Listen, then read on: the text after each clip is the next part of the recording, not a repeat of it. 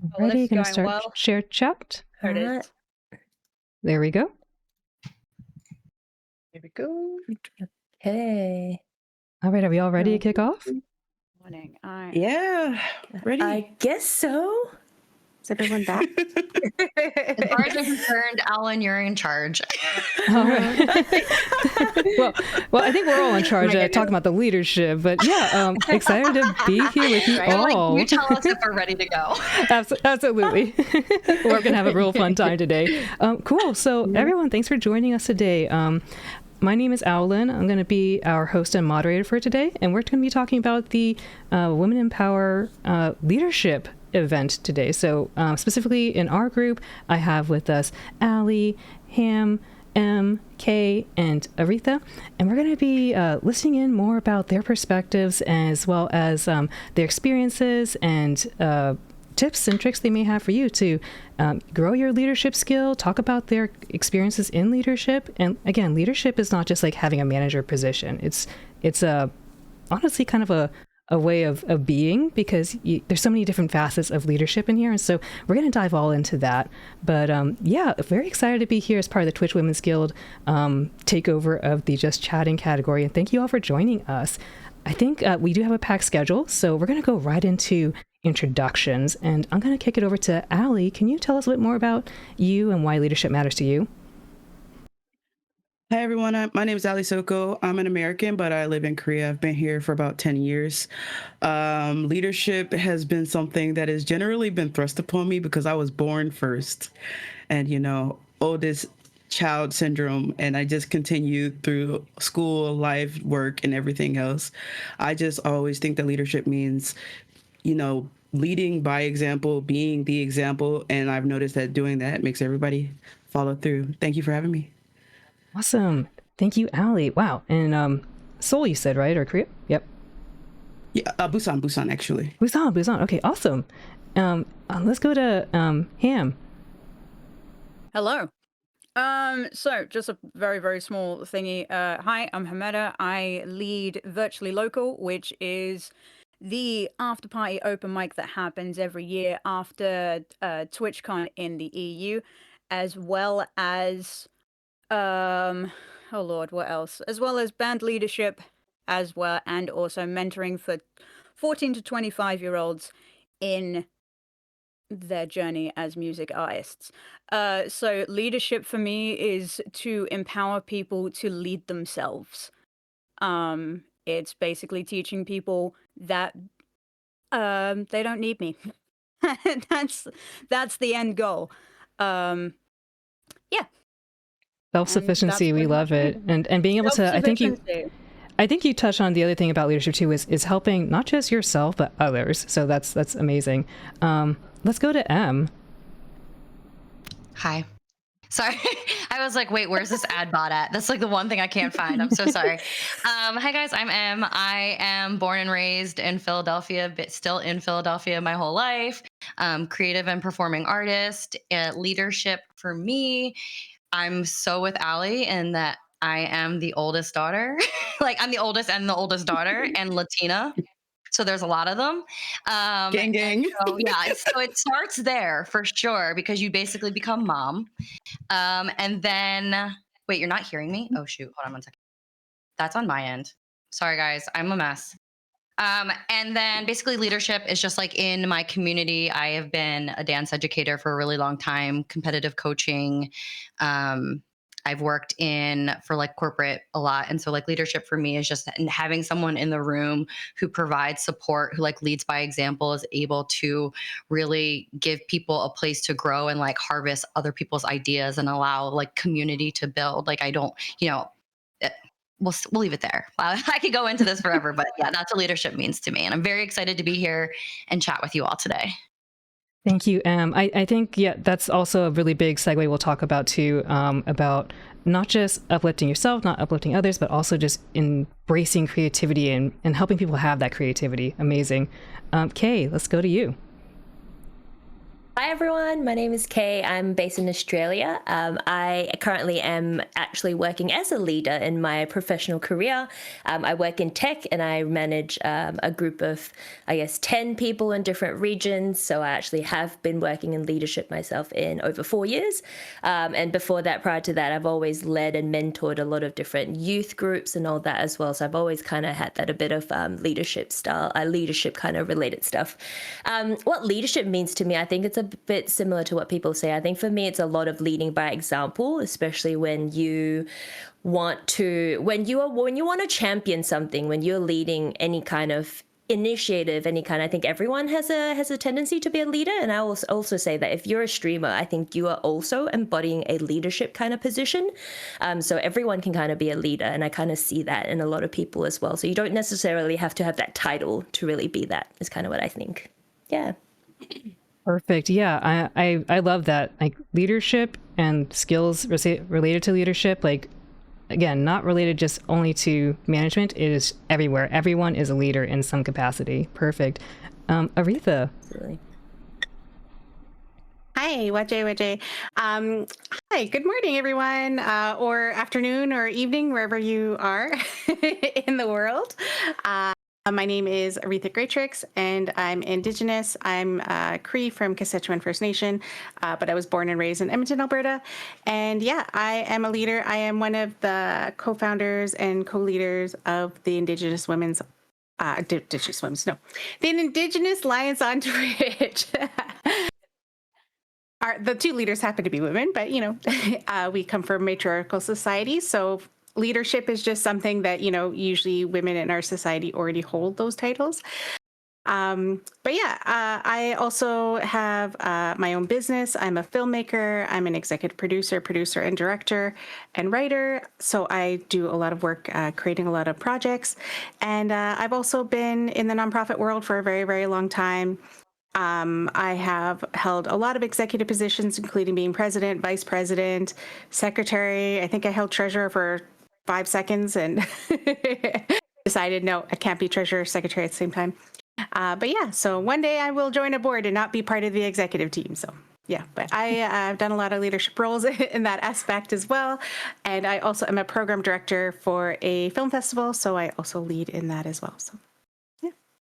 Wow, Aretha, that is everyone here has so many different diverse experiences and perspectives, and I'm really excited to dig into them. And I think you gave us a nice segue, Aretha, about societies and the way that we can show up in them. And so just want to share a couple of statistics that Kay gave us prior to the show. And so this is a little bit more on the professional side, but I thought it was still salient for us to talk about just as a backdrop. So why this is so important for us to talk and have this women empowered leadership event.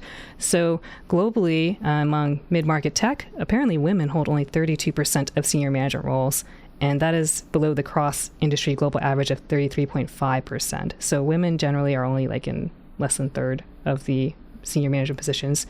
So I'm sure Aretha's probably seen that too, like being in the position they had.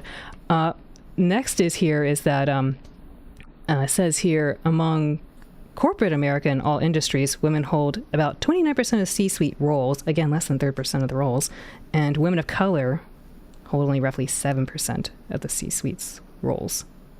Wow. And again, broken rung here. So first line managers persist where the broken rung says, hey, for every 100 men promoted to manager, only 81 of women are. And it's looks a lot worse for Black women, where only 54 of them, and for Latinas, only 65. So, yeah, I think that one more thing here too, pay gap. We got to get paid, right? If we're getting paid. And apparently among tech leadership roles in the U.S. Computer Information System managers for 2025, men's median weekly earnings were $2,691 versus $2,305 for women. So that's an 86% parity for women. So yeah, definitely not having as much representation in the upper levels of management, as well as lagging behind the pay. And so while that is more on the corporate side of things, I think that's just really important to keep in mind for people who just may be unaware of that. So why don't we use that as our segue into let's talk more broadly about leadership. I love that you all told me what leadership means to you. I'd like to know a little bit more about what is your preferred style of leadership. There's different ways that people show up as a leader. And so let me throw this over to Ham. Ham, why don't you kick us off for what is your preferred style of leadership and why? My preferred style of leadership is 100% finding skills that people didn't know that they have. So I'll give you like a very, very great example. So last year during the event for the virtually local, like the after party kind of thing for musicians of Twitch, which is hopefully again happening this year, there was a streamer live with Lana, and you know, at the beginning, she was like, I don't know where I'm going. Like, which team do I assign everything? Like, you know, am I assigned with? So I put her in stage management team. You know, she's approachable, she's calming. Like instantly, she just gives you just a calming presence, which is exactly what musicians need when getting on that stage. Just somebody who's going to be their hype man no matter what. And you know what? Her instincts for stage management was so on it. Like the microphone dips down a little bit. She's straight on the stage. And so this year she has been like promoted within the staff to like basically manage the entire stage. And she was just so, and that's what I like to do. I like basically to put people in the deep end, but kind of be like, I am here though, and you will not be judged if you sink. Like, but I am here to put you to the test and that kind of thing. That's basically my style of leadership, and it's same for, you know, dabble in the pool. Dabble in the pool, and I'm here on the side with a rope if you need me, and never feel ashamed to call out for that rope, you know? Because that's also a problem with a lot of leadership is it's that you're put so quickly into the deep end, and then as soon as you go, this is too much, you're instantly judged for calling out help, and it's like, this person is not cut for this kind of pressure. I need somebody that gets in there and shuts up, and that's not the leadership that I will ever embody. That's my kind of leadership. Yeah, no, thank you, Ham. I think that's you know, I think it's important to get that practical experience. Like on one hand, you need to give people the room to grow, but also still be there as like that buoy to be like, hey, if you need to, like, you will still be afloat. You will be here. So perfect. Em, why don't you tell me a little bit about your preferred style of leadership and why? It's a little different depending on the space that I'm in, but one thing that tends to be kind of the common is that I try to always lead by example. Like I have this something that I say, especially in a room if I'm mentoring like with my dance students, or if I'm managing in corporate fitness, like I wouldn't ask you to do anything I wouldn't do myself. And that's really big for me is like, I either say that it's something that I've already done. I'm happy to get down there and do it with you. It's leading by example and not being afraid to get your hands dirty. I'm just going to boss you around and have you do it. And like, I want you to know that we can do it together until you feel comfortable, or I can do it and you watch me this time and maybe you do it the next time, but I will never ask you to do something that I would not feel comfortable doing myself or do not think I'm capable of doing myself. If I'm asking you to do it, it's more because I want you to have that experience, or I want you to, you know, conquer a fear or something of that nature. But I'm always here to step in if need be. It's more so like I'm just trying to give you the support that you need. And I just think that Yeah, that's really important because I've had a lot of people in my life who have been bosses and not leaders, and that's just very different. that is a really key point. Boss is like someone who can potentially fall into just being authoritative and like can't actually coach or mentor you. And a leader is someone who can actually be that support network as well. Perfect. Thank you. Allie, tell us about you. What is your preferred style of leadership and why? So my preferred style has changed because I'm a service manager at an education institution here in Korea, and I oversee like the foreign staff and the Korean staff. So I've had to change it a little bit because I've had to incur like a cultural sensitivity, but also bridge the gap between two very different groups of people. And so I've been establishing trust. I think that is the biggest thing that as a leader, I think is like one of the most important things. Literally establishing trust on both sides, letting both sides know, hey, you have the support, I'm listening to you, and that I can support you on either side, because both ways you have people looking to you for guidance or help, and you should be able to be there for them, but also encouraging them to take opportunities themselves, like Meta said and like M said, just being supportive to those people, but also having that cultural sensitivity and being able to bridge a gap is very important when you work in my field and you're also working with people who are in a vulnerable position of learning a second language or something like that. So building trust allows you so much more.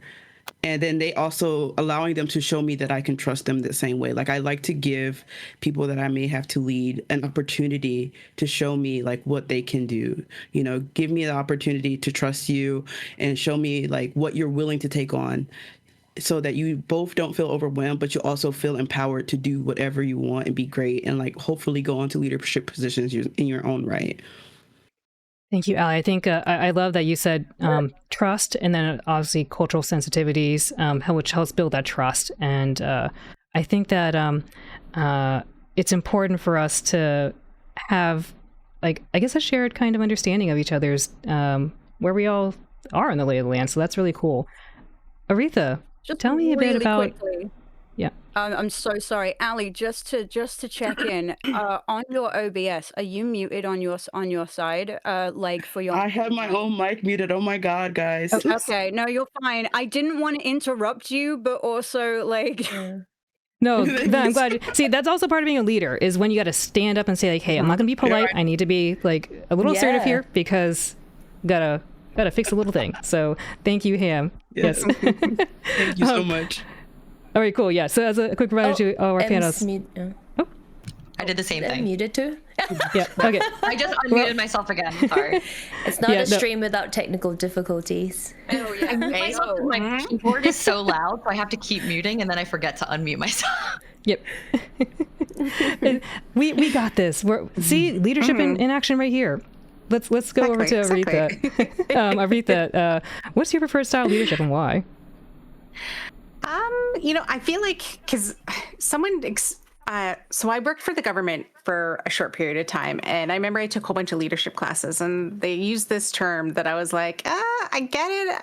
I guess it fit into this, and it was called like servant leadership, which is basically like you're there to help other people, to uplift them and like support them in their work and give them what they need to be leaders in their like whatever they're doing in their projects, whatever. So I feel like I'm more like that, but I'm also I also like to leave that up to the person of what they would like to do, because I think sometimes when we thrust people into leadership positions that they're not ready for, it can be also very scary as well. And, maybe they are ready. Maybe it is that they are ready and they just need that little push to tell them, hey, here's the confidence that you need to know that you can do it. Maybe they need that too.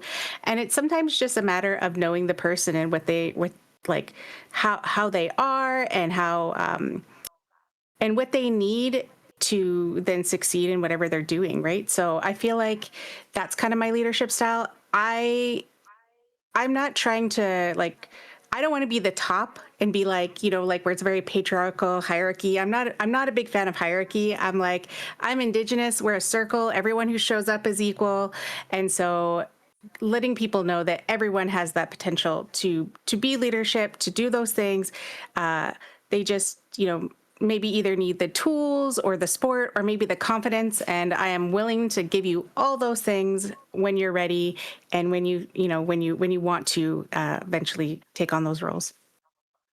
Perfect. I love servant style leadership as well. And for those again who are missed it, servant style leadership really focuses on helping put the focus on the person that you're, I guess, leading and giving them the spotlight, but also being there in the background. So kind of going along with the theme here we all have about like support, trust. Kay, round us out here. Tell me about your preferred style leadership and why. Yeah, think my biggest one, and I thought about this a lot of how I want to present myself as a leader, like growing in and especially building up and coming up, well, climbing the ladder as well. I personally really strongly feel an empathetic leadership. That's how I really, really am passionate about. I've had male fellow leaders have told me that I'm not going to get anywhere if I continue on this path of using empathetic leadership, which was very interesting, but I still strongly believe in that because I think that's what's missing in a lot, especially in the tech world, right, where there's a lot of male-dominated leaders out there. I truly believe that is the biggest change that women can actually help, and we tend to just be more empathetic. And I think everyone should just be a bit more empathetic. If you're able to just understand other people, if you know their goals, their values, what your people want out of their life, out of their jobs, or whatever you're leading them in, you're going to be able to support them better, right, at the end of the day. So that's definitely one of the biggest parts. And also, I think similar to everyone, it's a bit of leading by example. I really truly believe that if you embody that values and people can see how they want to be and be like you can mentor them into being the best person they can be as well. So I think it's a mix of both of those. But yeah. Love it. Yeah. Empathy, for those who aren't aware, empathy is like being able to put your self in the other person's shoes. I call it being kind of an emotional sponge. Like you feel the same things that they feel and you know where they're coming from. Very different from sympathetic, where it's like you'd be like, I feel bad for you, but I don't actually feel bad, right? So Exactly. Yeah. Yeah. All right, we're going to move on to personal journeys now. So I'm going to popcorn around different folks here and essentially ask them about what it is along their journey where they've grown their leadership style and also have evolved themselves. So Kay, I think you mentioned something here about you were told hey, maybe you got to stop doing that certain style you have of empathy. And so want to ask you to kick us off with this. I guess, was there a moment when you first realized you were a leader? Oh, that's a good question. I think when honestly it was when I was a youth, I used to be a youth leader in church. So I was actually already leading a lot of youth groups, a lot of church camps and all that. And by the age of 16, I was being taught a lot of leadership skills and just kind of doing that. And it was a lot of that where I realized that, hey, this is kind of where I enjoy the mentoring. I really enjoy the being able to facilitate communication and conversations between people. And so I think I actually started this journey a lot earlier than my career actually even happened. And so I think since I was 17, I knew that this was kind of what I really enjoyed doing as well. Awesome. Wow. So really early on for you. Let me kick it over to Allie. Allie, what about you? When was there a moment that you first realized you were a leader? Like I said in the introduction, I was born first, and by the nature of that, it kind of went from there. Like Kay, I was also I was raised in the South. It's the Bible Belt for a reason. And my mom, I feel like for a lot of my life, I didn't choose leadership. It was thrust upon me. It was like, oh, okay, she's the leader. Okay, she's gonna do it. She's gonna make everything happen. And for especially the earlier years, I was like, okay, well, I'm here and this is the position I have, so I'm gonna do it. So from leading the praise dance team, leading the choir, to in a high school being the section leader in the band, the battalion commander in ROTC, you just, someone's got to do the job. And I was just like, I have problems saying no, so I guess it'll be me. Very yes and perfect. Aretha, Aretha, I'd like to switch to our next question here to you. So let me ask you, I guess, who or what has inspired your leadership style? Oh, wow. I think it's so funny because my mom just brought me some tea. Shout out to mom. Hi, mommy. Yeah, I mean, I was just about to say my mother, and then she handed me tea. I'm like, yes. Because growing up, I couldn't explain it to people, but my mom is one of those people that I call a doer. She will say, "We're gonna do this," and I'm like, how, what, but all these things. And mom's like, I'm just going to do it. And it's like, okay, but what about all these things? And then she just does it and just like gets it done and does it. You don't know how, you don't know where she got the idea from, you don't know what happened, but she just got it done. And so my mom has always been that person who has, for me, always kind of created those places of like, okay, if someone's not doing this thing, then just do it. And so for me, that really inspired me a lot for how I even started in leadership, was just like,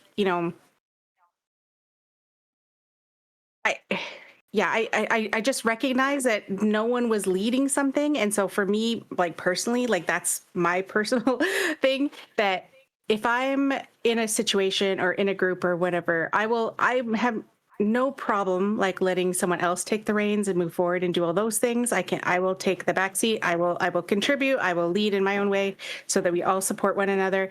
But if I don't find that person in the group, I will then just take on that role. And so it sometimes has been beneficial to me and sometimes hasn't, but it's because I've been shown that example of, okay, we're just going to do this thing. And it's like how, what, when, where, why. Those details aren't important. I don't know those things yet, but we're just going to do it. Perfect. Like a commitment and then like creativity through the constraints. Like, love it. Let me go to M. M, can you tell us about who or what has inspired your leadership style? Yeah, so a lot of what Aretha is saying resonates with me, in the sense that like I my parents inspired me in a different way. My parents had me incredibly young. My parents are very young. So there was sort of a raising each other moment that happened. It was kind of like I didn't have the guidance that I needed. We were like too busy figuring it all out at the same time. And I grew up dancing in the 90s. No one do math, mind your business. And it was a very hard time to be a dancer because there was no body positivity. It was like you don't speak unless spoken to. It was very competitive in nature. I mean, there was just in so many areas of my life, like I needed someone to guide me, and I really just didn't have that. And I had one of those having to grow up a lot faster than I should have had to grow up. And so I think for me, like when I became a leader was just like as an older dancer, like looking out for like, my youngers, my minis. And then I started to teach the babies because I was like, I wanted to be someone who was like a figure for them. And when someone was feeling bad about their bodies or something that was going on at home, and like, if you came to the studio in a bad headspace, you weren't allowed to wear that. You weren't allowed to have a bad day. You had to fall in line. Everything had to be perfect. And I just like decided that that wasn't going to be my room, and that wasn't going to be how I did workshops, and that wasn't going to be how I hosted events. So I would definitely say it was definitely how I was brought up that kind of forced me into leadership in a way, with both like what Ali was saying with my siblings and with all of my babies at the studios. I kind of just had to become a mom for myself and for them. And then that's kind of where this idea of like being a leader kind of just flourished, I suppose. And it just continued to grow from there. I think you all touched upon, thank you, you, Ali, and Aretha have talked a lot about like, I guess growing up has your formative moments as young pups, as I would say, helped shaped this journey for you. So I think that that's really key because like leaderships can start at all sorts of different ages, and it can be very bidirectional as well. It doesn't have to be just like one directional. So perfect.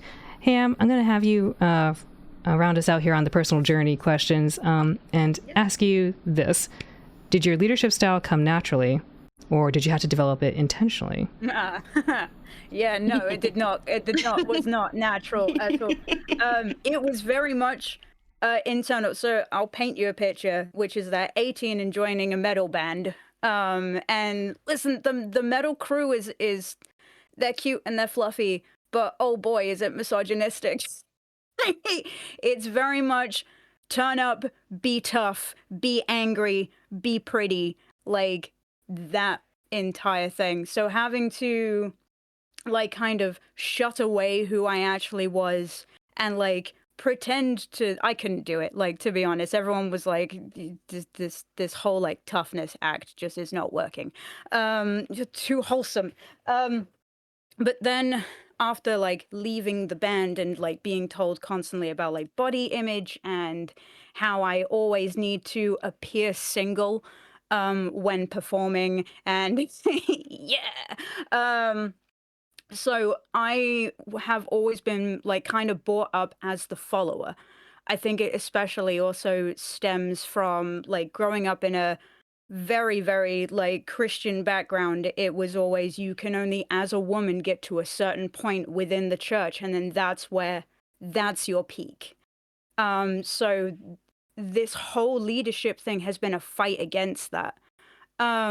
So my leadership initially started with personal leadership, where if I was invited to an event to like set up the stage or to help with the sound tech and everything, it was all eyes on me. Look how capable I am. Like, you don't need like other people because you can just look at me and I can fix all your problems, and basically kind of be the mom in the situation where it's like you can just turn up to the house for the house party, everything's clean, everything's set up for you, and all I want is a little pat on the head and being told that I'm being well behaved.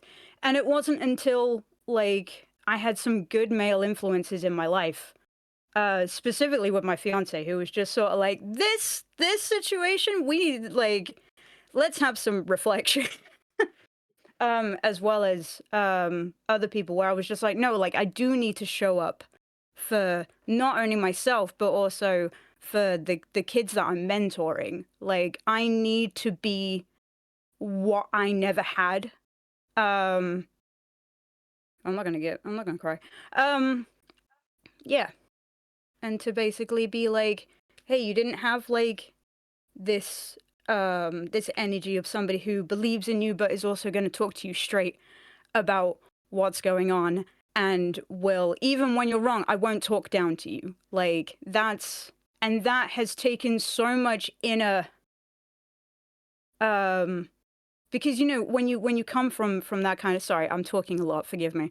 But yeah, but when you come from that thing, you want to talk down and you want to be like, no, this is how I learned, because it was harsh lessons and it was that kind of thing. And having to be like, whoa, like, I actually need to slow up and I need to let people actually cherish the things that I wasn't allowed to cherish. I was not allowed to cherish being able to set up an entire backstage rig on my own.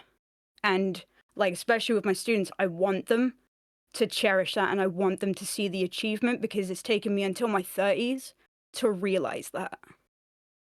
Thank you, Ham. I think you said so many beautiful things there. There's like so much to touch on, but I think that you gave us a really perfect segue to challenges, because, you know, you mentioned like, hey, you went through so many challenging things that you don't want other people to have to do the same thing if you can help them, right? So thank you for sharing more about how you had to intentionally craft and, you know, take in feedback. Let me switch us to challenges and barriers then. That's going to be the next topic for us. I'm going to throw this to... Let's go to Kay. Kay, what would you say are some unique challenges you have faced as a woman in leadership?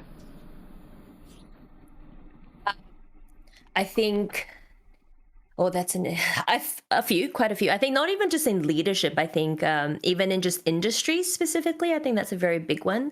So I've previously I've been a broadcast journalist. So I used to be in radio as well, and now in tech, very male dominated industries where just the sound of your voice, the way you look, is already impacting people's opinions on you.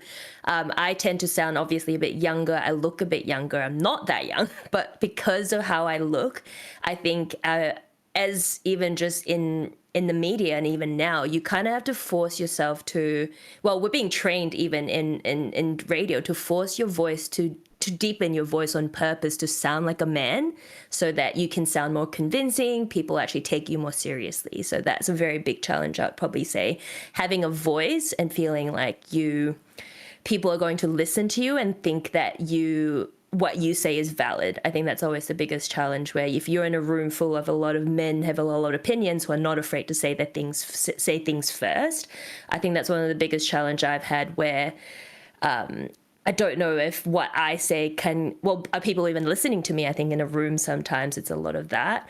And I think also, not just obviously being a woman, being an Asian woman, we're also known to be very quiet. We're not meant to stand up and talk. So I also have that cultural side of things where there's just some expectations that you have to already overcome. So I think those are probably the biggest challenges for me in terms of making sure that my thoughts and my words come out and people are actually listening and feel like, hey, this person's credible. I think it's the challenging part for me. Yeah. I think I'd like to ask that actually to the broader group here. If you can raise your hand or wag your tail or whatever. I guess, how many people here have felt like they were not taken seriously because of who you are? Absolutely.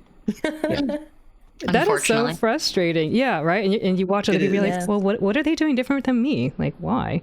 I had a guy tell me literally, like, I had a man tell me, like, I worked in medicine before I went back into education, and I had a man, when I worked in medicine, I told him that something wasn't right, and he was like, it's absolutely right. And I was like, no, you need to reread the paper. And he was like, there's no way you could be right. And I was like, dude, just read the paper. It's horrible. Just read the paper, man. Come on, just read the paper. You know. I think let me actually put this over to M. Can you tell us about some of the challenges you faced as a woman in leadership?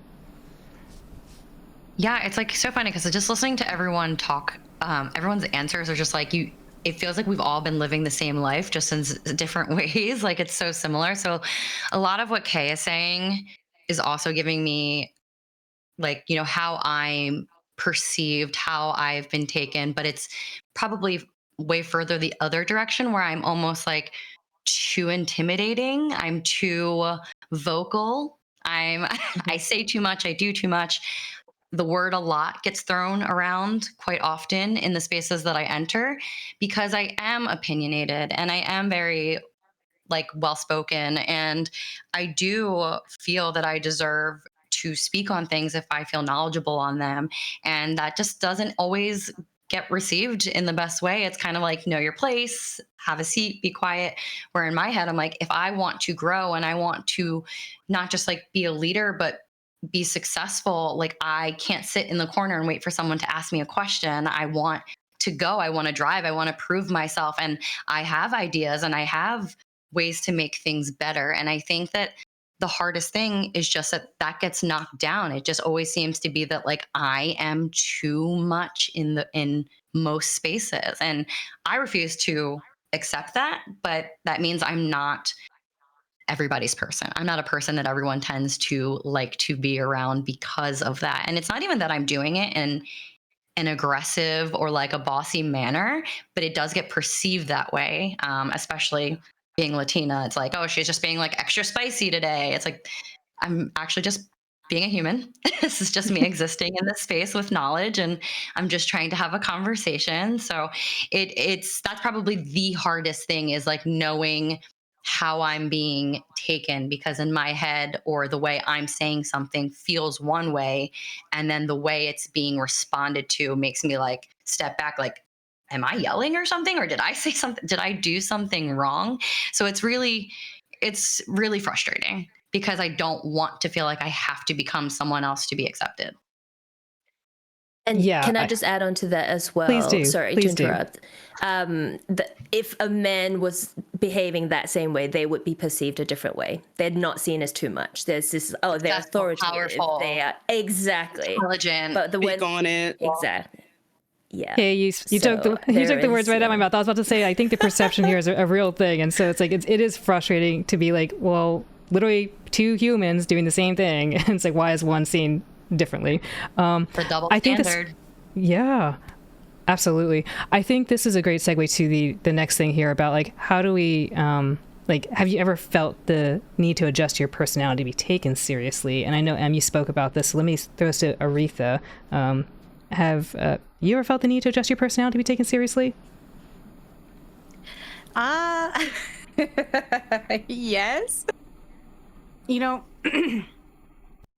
I said something one time to my friends that I co-own a Discord with, and they said something to me. They used a term that I was like, I'd never heard that term before. And they said it was code switching. And I was like, what? And they were like, no, you were code switching. And I was like, oh, okay. I never in my life had heard that term. I'm in Canada. I live in Canada. And basically it's, growing up, especially, I'm Indigenous, my mother's Indigenous, my father is non-native, but I grew up in the city, but I would go home and I would spend summers, in the community with my grandparents, my family, and my grandparents didn't even speak English. So I grew up, most times on the reserve, with my family who didn't speak English, and my mom has a little bit of an accent, and, my family has an accent. So when I would go home, I would come back with this real res accent. And then even as a child, people would call me out for it. They were like, wow, why are you talking like that? And I'm like, what? And they're like, why are you talking like that? And then I would switch how I would talk. So I would enunciate, use words, use please and thank you. And people always thought I was very polite. And so sometimes when I'm in a room, I'm trying to not do that anymore, but also recognizing that at some point I was told that I need to sound very not native to be taken seriously, because even I've seen it in other places as well too, like people who hold like very important jobs and they have very thick accents and people think that they're drunk, and it's like they're like, why would you assume that someone who has a native accent is drunk? Like that's not cool. So somewhere in my life, I learned that I have to speak in a certain way, use a certain tone, use a certain type of language to almost do away with my ethnicity a little bit, because you almost have to sound like this way. And so I've noticed I did that a long time ago. And so now, I mean, this is how I speak now, but even when I go home, as soon as I hear a thick, res accent, my accent starts coming back a little bit, And so I find that was probably the biggest thing that I probably changed about myself. And I'm not happy about it. And it almost when I learned about that term, I almost felt ashamed about it, because I was like, I didn't realize that I was doing that. But at the same time, I think it sucks that I obviously felt a need to do that, because people then would have discriminated against me or, not taken me seriously in a way. So, yeah. Yeah. Can I add/ask a question? Please do, Em. Please do. So when you're saying this is reminding, because my mom does that. My mom is very different on the phone when she's talking to her employees than she is at home. And I remember that being something that impacted me, because I'm like, why are you doing that? I would be like, that's not how you talk. How you joke around, you're like, show them who you really are. I'm like, that's not how you speak. Have you ever had the issue where, I will say this, my mom has no accent. My dad has a very strong Hispanic accent.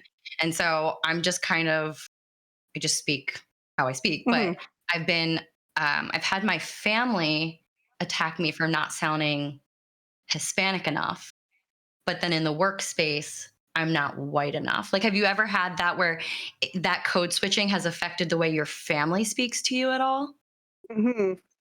Yeah, no, it's a huge thing, because that's why we have a lot of people who are if you're on the res or off the res kind of thing, and they treat you differently, especially since I'm half white as well. So,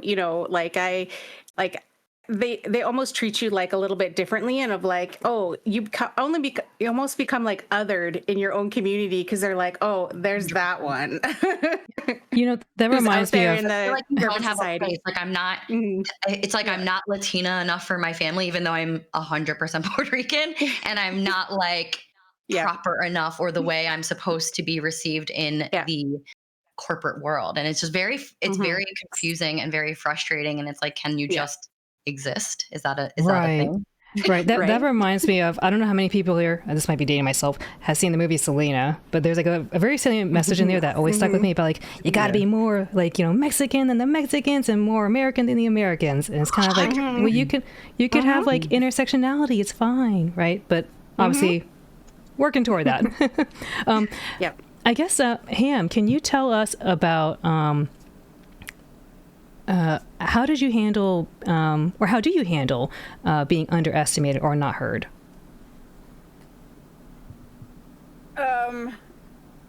The tempting answer is to say spite. I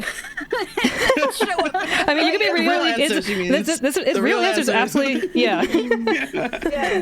I mean, the thing is that like my favorite moment of like whenever in leadership is when someone says you can't, is to basically turn up and just kind of like cross my arms and be like, you were saying, proceed, like, and.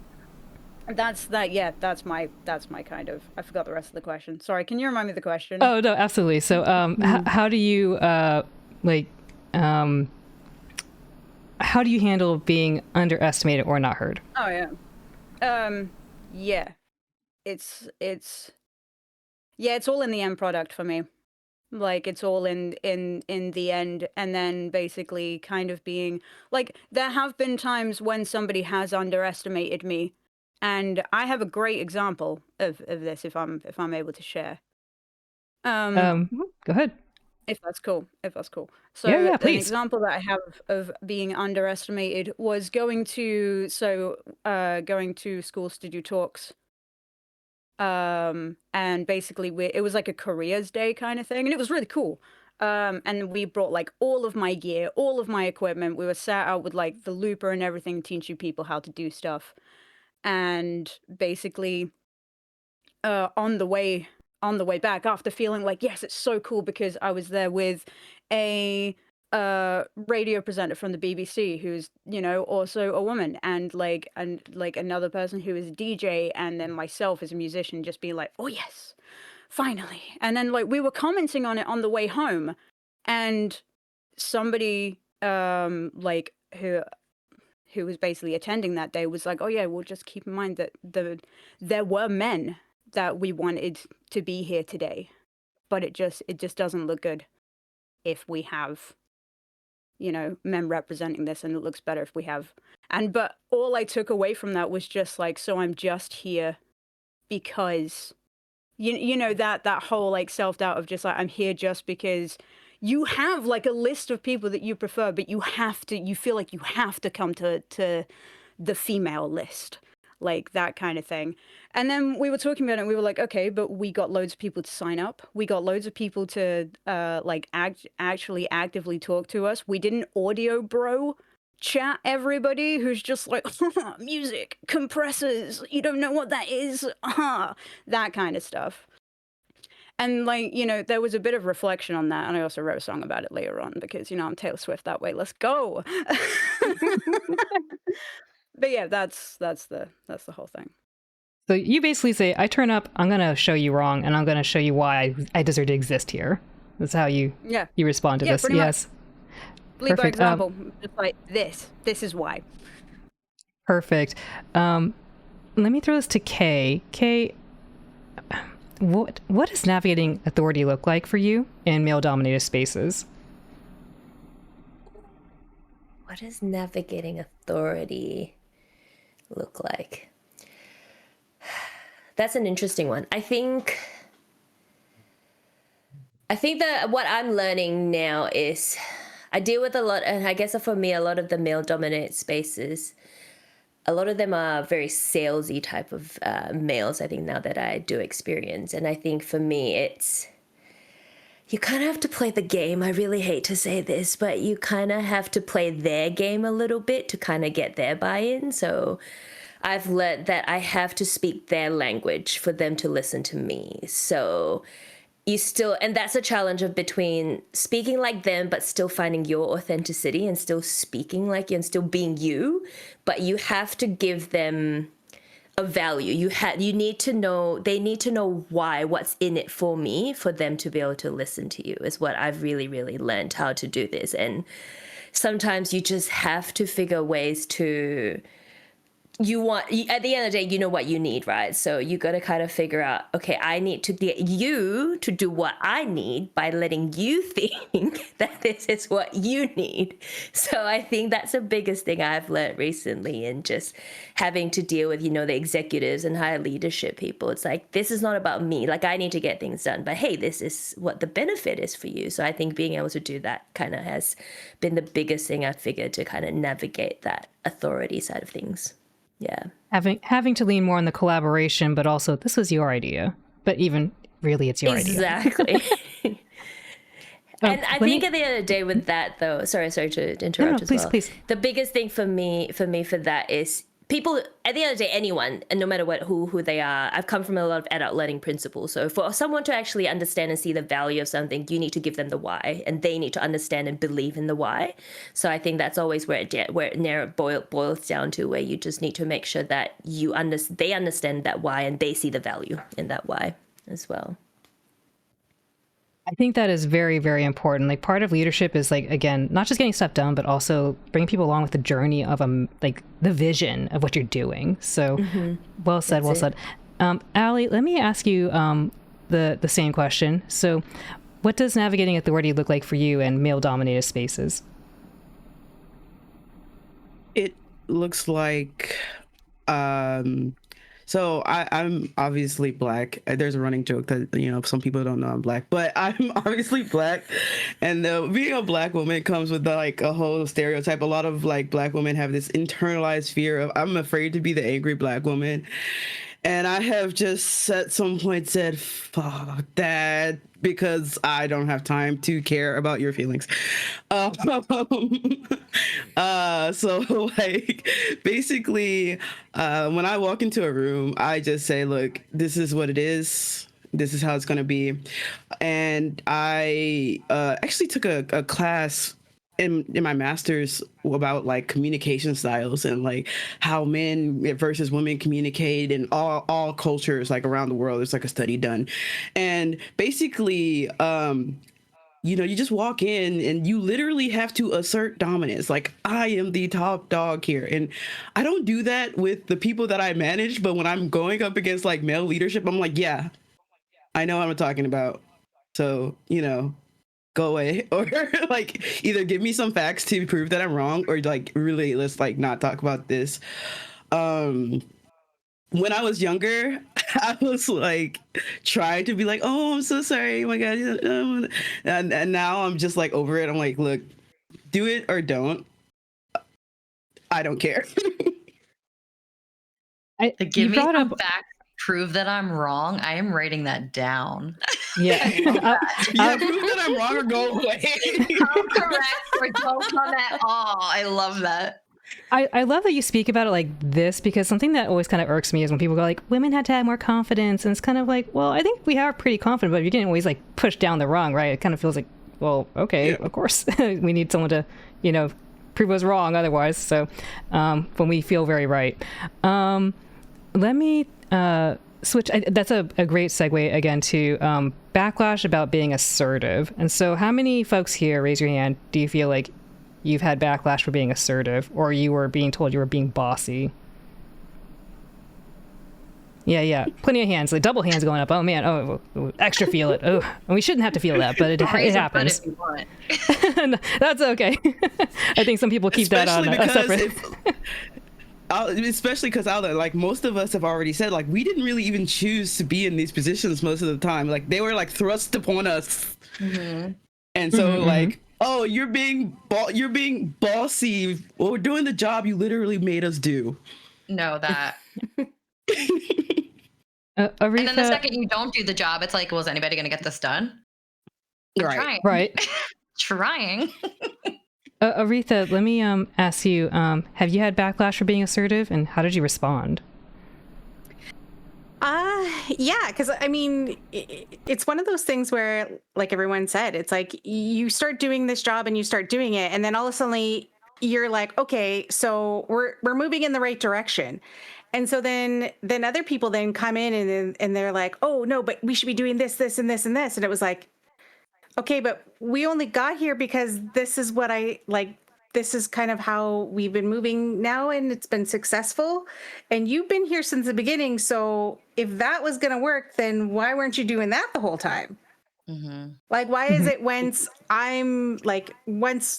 we as a group and like you asked me to do this and I'm moving us forward and this is what we're doing and I'm telling you this is working and we all see that this is working, but now you're like, oh, no, but we should be doing this. And it's like, okay, it's only after the fact, after I've kind of gotten us on this track of like, okay, we're this is working for us, that you're like, no, but we need to do this. And then they want to take over and then they want to step in. And then they're like, no, I can do that. Like, let someone else do that. And it's like, okay, but if they were going to do that, then wouldn't they be doing that already?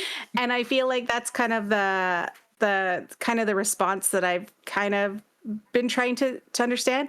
But at the same time, I'm also like, I'm a very reflective person as well. So if someone presents to me like an idea or something, I don't just like respond right away and like, oh, you're wrong, I'm right. I'm like, okay, maybe there's something here. Maybe there's something here we can incorporate. Like, let me think on it. Let me see how we can work this in. And maybe I'll ask more questions like, can you explain to me why you think we should be doing this, or how this is going to incorporate into what our plans were, or what the ideas that we've had moving forward to move forward? Like, how does this incorporate into that, and how does that fit in that? And so sometimes it's just a matter of like almost putting it back on the people who, maybe think like, oh, it's just your way. And it's like, no. I'm not saying that. I'm just saying that if this was the goal that we wanted, how does that get us to that goal? And if you can explain that in a way, then maybe it was just an idea that, maybe will work, but just not for this. Right. So you use reflection in both ways. One, for yourself to think like, okay, let me take this information, let me think about it. Second way, turn it back to you. Hey, this is how I thought about it. Is this how you think about it? Try to get on the same page. So let me turn it to Ham. Ham, have you had backlash for being assertive, and how did you respond to it? I've had backlash for being assertive in many ways, mainly because, especially when it comes to like the music industry, as a woman, I am just expected to be the talent and not to be the person behind anything pulling the strings. But also having to balance, like egos in bands, as being part of band stuff. There is egos, and there are people who believe that they have more experience in the industry than you do because they have like 5 minutes of fame and didn't do anything with it, so therefore instantly have authority. So having to talk to people about, how they act around women in spaces, because a lot of people don't have that kind of, I guess, that emotional intelligence. And also having to, about how they talk to the sound engineers themselves, and how it's just like, yes, you are there for the show, but like they are building the cathedral. You do not go up there and like mess around with any of the back end cables. Like, that is their kingdom. And trying to maintain a collaborative space while also having to kind of get my inner ball of, I will call it masculine energy because it kind of has to, it stems from that, of just being like, no, I need you to back off. I need you to listen to me, and I need you to back off. I've explained the reasons why you are not listening, and you are going to cost us like later on down the line, because you're making somebody uncomfortable. You're being difficult to work with, and you can't expect that to not have consequences. And that has led to confrontations. That has led to some near fights. Like, and that kind of thing. And especially, I have been overlooked for being too assertive for jobs, because I am somebody who, if you give me a tech run of what we need, I will make sure that everything is prepped for you, because again, I want to be noticed. I want to be pat on the head. But at the same time, being present and being the one who's just like, I want to be your number two in this situation, I want to build this with you, is also seen as me being bossy or me undermining. And it also doesn't help that I come so I am neurodiverse, right? So I diagnosed ADHD. So also reading social cues is not my forte.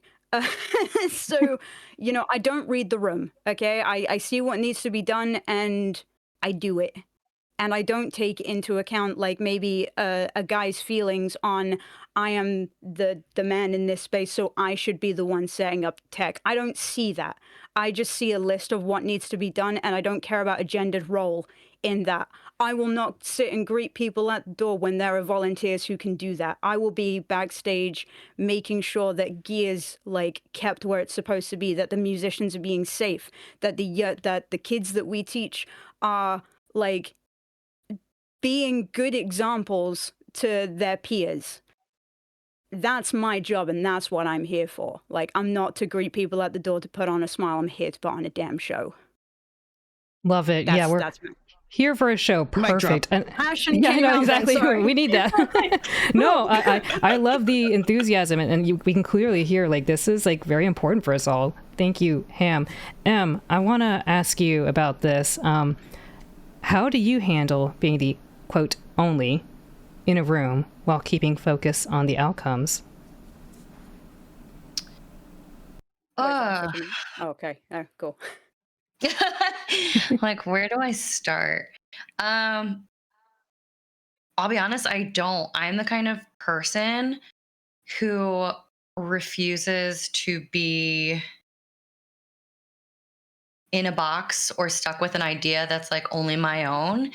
Um, in the corporate world, sadly, I've had to ask for every promotion I ever got. It was never just offered to me on merits, but I don't wait for like things to approach me. Like I will like march into my superior's office. I sit down. I'm like, here's why that job that you're about to post on LinkedIn or wherever else you want to post it doesn't even need to happen because I'm right here. I'm directly in front of you. I have the knowledge. I have the experience. I have the time already built into the company. It was like, why is it not even being offered to me? You know? So I don't ever allow myself to wait for opportunities or be the only one who thinks about something in particular. If I have an idea and I want to run with it, I'm going to run with it. And if you tell me no, then I'm going to ask the next person. I'm going to ask the next person. I'm going to ask the next person. And I'm always going to do what I have to do to climb.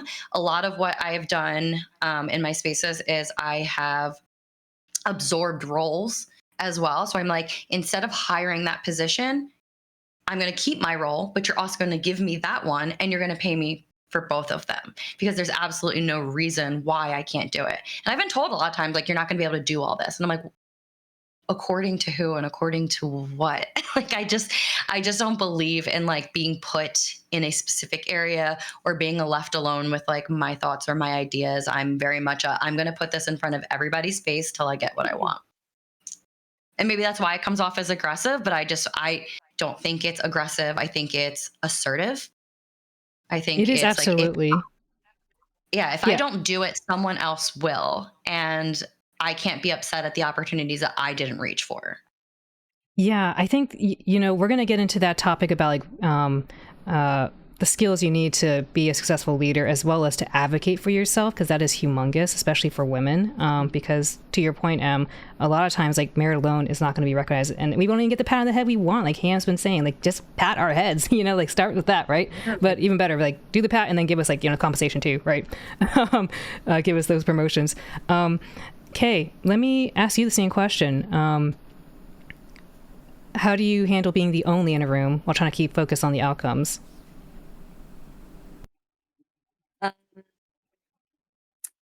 I think that's always going to be a very difficult thing I think the biggest thing I always go back to again, it's kind of the same part where we're like, hello, we're all on the same team, we're all on the same boat, we're all trying to get to the same outcome, right? Like there's always going to be distractions, there's always going to be different focuses. I think again, if everyone, and that's why I think like having common values, working towards the same goal, making sure that everyone's aligned to the same North Star, I think it's always going to be so important to kind of just get there together. So being able to say, hey guys, let's circle back. Let's go back to see what is our North Star? What do we focus on? We've got so many things distracting and there's so many other things to do. I think being able to take everyone back and kind of remind people the why. I think I'm always about the why, like reminding people the why kind of is the way I kind of handle that. It's like, what are we doing? Like, what, like, can we make sure that we come back? And I think that's always going to be the way, especially as a leader. I think when you have a team, when, people are distracted, when people have so many things they need to do in this world where they have so many things, I think that's the way to kind of always remember the North Star is kind of always what we always talk about. Yeah. How do you keep people on the North Star? Like sometimes people kind of diverge a little. Like how do you like keep them there? Yeah, I think what I really love that we do is we do monthly for my teams anyway. What I like to do is we every month we'll always go through our KPIs, what our targets are, what our goals are for the month, for the year. Always going back to our values, our principles, and all of that to kind of remind them. So I think everything that we do is just making sure that, hey, just as a subtle reminder that you're always there. And we always kind of make sure we go back and review. We also have what we call monthly business reviews, where we review the last month, how we did, and then go into this is what we want to work on this month. So it's kind of a very corporate type of, I guess, world, but that applies to really everything as well. Yeah. Yeah, a very professional setting, but I think it's important to, as you said, like keep people aligned on the ultimate goal, that North Star, that vision. And let me ask the group here. So I'm going to go down the line. I want to ask about, at what turning point did you decide to stop dimming your own light or playing small? So let's throw this to Aretha first.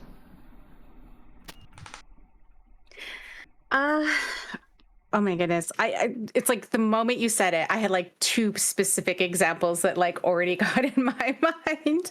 If you need to, like, we can pin. Oh, sorry, go ahead. Yeah. Yeah, sorry.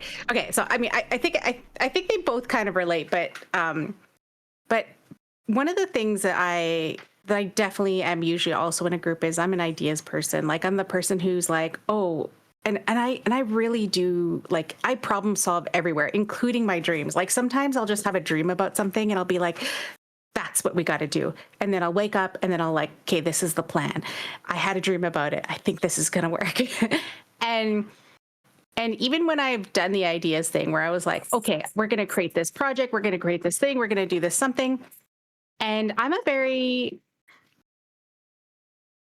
I want to recognize other people. And I think it's because for myself, I've definitely been in a position where I've done something and someone else has tried to take credit for my work. And then I'm like, share the credit, but like to discount me completely that I had nothing to do with it and not even mention my name in the program and the whatever. I was like, it's happened to me quite a few times. And then eventually it became a point where I'm like, okay, I have to stop being humble about it and start actually talking about what it is that I contributed to the project or that it was my idea or whatever. And I'm willing to share the work. I'm willing to share all those things. But if my name's not being brought up or even being mentioned that it was because I had this initial idea, I'm the one who started the idea or something, like just giving me some sort of credit for it, I start having to do that for myself. And I almost feels like icky that I'm doing it. But at the same time, it is that because I've definitely been in a lot of projects, a lot of a lot of groups, a lot of group work. I think even in high school and even in college and university, I hated doing group work because the same thing would happen to me over and over again where I would do a whole bunch of things and then people would be like, and then they would get up and just talk about themselves and all the things that they did, but they weren't talking about the group. And I feel like that's a leadership thing as well, too. Like it's our work. We did this, recognizing this person did this thing, this person did this thing, this person did this thing, because we all contributed in some way. If someone didn't show up at all, then obviously you're like, well, this person didn't show up at all. I have nothing to tell you what they did because I don't know what they did. They didn't do anything. So, but I think even from that, like I've only recently started doing that. And I think the moment this happened for me was when the production company I own, I actually started out with two other people. One person dropped out first and decided like, oh, they wanted to leave and kind of do their own thing. And then the second person, I eventually bought out of the company. And so I just became myself. And a lot of it was, again, it was the same thing. It was like I was doing all this work and I was going to these things, networking. And then people were like, oh, yeah, that's so-and-so's company. And like, oh, yeah, we're going to do a project together. And I'm like, I'm sorry, you're going to do what together? So I'm the other owner and I'm the one who does all the projects. And I haven't heard about this project. I just want to know so that I'm not out of the loop with something. But they were like, yeah, she said she's going to pay for it all. And I'm like, I'm sorry, we're doing what now? Can you just tell me a little bit more so I could follow up? And it became that thing where I'd run into people and people would talk about my business like I didn't even exist in it. And I was like, okay, but we're supposed to be partners. You don't mention my name at all.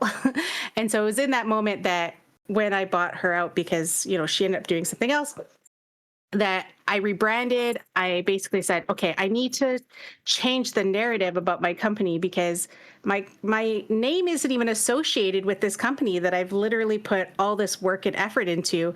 And so I need to change the branding and then rebrand it and let people know that no, these are projects that I've been doing and focusing on, and so that my name is associated with it. And it's sad that I had to do that, but yeah, the previous name, if you told people about it, they wouldn't even know who I was.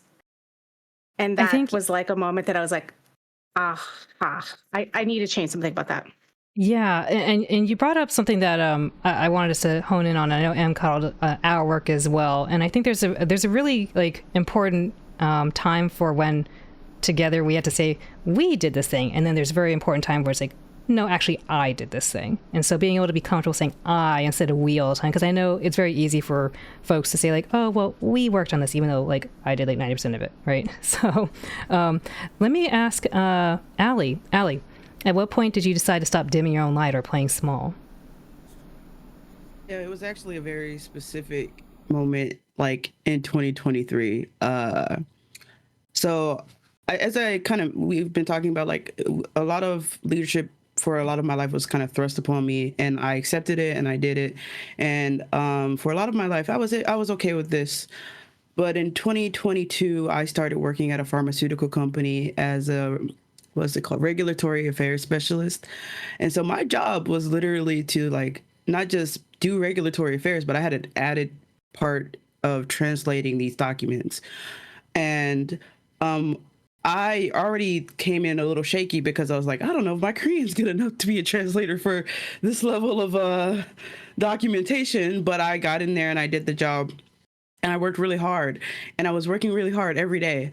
And I had a manager, and she was like really riding me.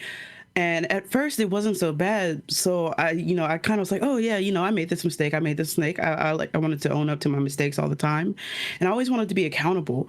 But over time, like after a year of working there, I started coming home and I was crying, and I was like, I don't know, am I an idiot? Like, am I stupid? Like, it's been a year. Like, I don't feel like I'm doing anything. I felt so small.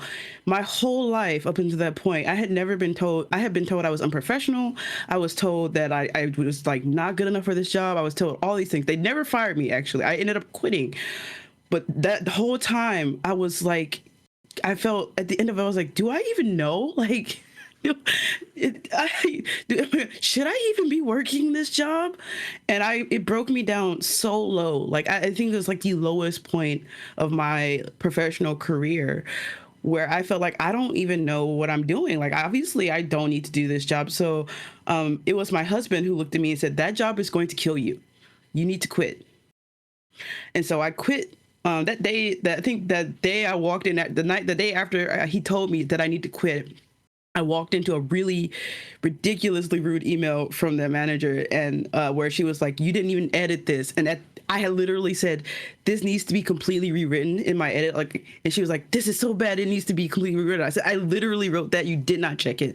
And then she CC'd other coworkers. And the coworker, it was so flagrant that my coworkers were like, she actually wrote this in an email. And I was like, okay, it's time to go. It's time to go, because I'm not going to be defended here. I'm the only foreigner. I'm the only non-Asian foreigner. There's only 2 foreigners here, and I'm the only non-Asian one. I'm the only non-Asian person in this entire company. Is 99% Korean. And I was like, I gotta go, because I'm not gonna be protected here. They saw that I was being abused, and I was like, I gotta protect me. And after I left that job, I decided that whatever job I do next, if I'm not heard, I'm not staying. Because I did another job right after, and I was like, wait a minute. I was like reminded, like, I'm awesome. What? I was like, how did I let her convince me that I didn't know what the heck I was doing? This is my job. I know how to do this. And I went to another job, and they were like, no, you're amazing. You're a rock star. And I was like, you know what? I'm a rock star. I'm running with that for the rest of my life. And ever since then, I've just been like, that's it. I'm a rock star. I'm not doing that ever again, unless you can prove to me. You have to give me actionable proof, not opinions. I know what I'm doing, and I have confidence that I'm doing my job well, because I know that I prepare well, and I know that I am always going to do it to the best of my ability. And honestly, I know that other people are not doing it as well as I am. Period. Perfect. Period. Perfect. Yeah, let's get some love in the chat for Allie there. Like that definitely sounds like a rough situation to be in. I'm sure all of us have experienced something similar. So going down again, let me go to Ham. Ham, at what point did you decide to stop dimming your own light or playing small? So there's two instances of this. I'll try and keep them as brief as possible. One of them, so the organization for the open mic night after like the TwitchCon weekend at the EU has been going since 2019. Can you tell I've taken my meds, by the way? They finally kicked in. So has been going on since like 2019.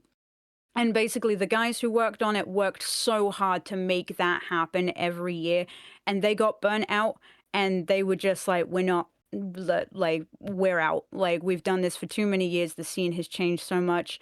And I'm staring at this gauntlet on the floor, and I'm looking at it and going, "Is no one else gonna pick this up? No, no one else is gonna touch this. We're just gonna let this beautiful event die." And then so I just kind of picked it up and went, um. I guess it's me, but taking from that, like, because obviously I'm very active in the chat, I was in charge of doing their song list of like, be like stage management and stuff like that for like the past couple of years prior. So I went back through all of my notes that I made to them of things that I would like to personally see changed, and then just suddenly was just like, I have the power to change this now. And like last year was immense, and hopefully this year is going to be immense. And yeah, so that was one instance. But another one was actually sponsored by one of the kiddos that I mentor, where we were doing introduction to production, and just trying to get these guys as self-sufficient as possible so that they don't have to rely on other people and they can create like their vision.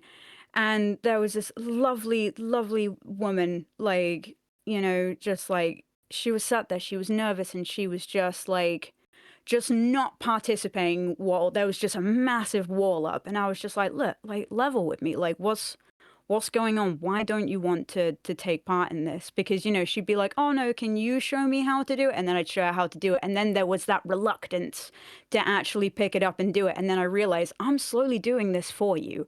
Like, so I was just like, let's break that down a little bit. Why aren't you doing this? And she was straight up, and she said, it's because I just need to find a good producer who can do all this for me, and I can just focus on this one specific area. And I'm like, I get that. Like, I get, like, you have an amazing voice, you have an amazing talent that you've worked hard on. But if you leave gaps in your knowledge, especially as a young woman, there is areas for people to exploit you for it, and to basically cage you in that knowledge and just say, you can't have this unless we make a deal about something. And especially, it becomes straight up, it becomes a safeguarding issue as well. Like, so and she was just like, I don't have any examples of like anybody who's made stuff. So I was like, look, I'll show you something that is completely in the beginning process right now. I'll show you something right at the scratch that hasn't been polished and manufactured and everything else. This is just the raw stems. And just, she got it. Like, she was like, so I can have like complete freedom in my creativity. And yes, like, and just by showing somebody that I wasn't just there to instruct, but I'm also just further down the path that they're already going on, was a huge light bulb for me as well. Like, of just, breaking down that whole like teacher role and just being like, I was you like a few years ago. Here is the first steps of my journey. And now we've just polished the rock and now it's nice, I love that. So you had two moments, and both around opportunity. You saw an opportunity to be like, hey, I don't have to wait for someone to give this to me. I'll just take it. And then the other one where it's like, I've been here. Let me help you. Yeah. Perfect. Yeah, 100%. Tell me, at what point did you decide to stop dimming your light or playing small? Mine is a very particular moment. So I got married in 2024. Prior to that, the company that I was working for, I had worked there already 6 years, and I was, continuing to climb the company because I was like, that's what you do, right?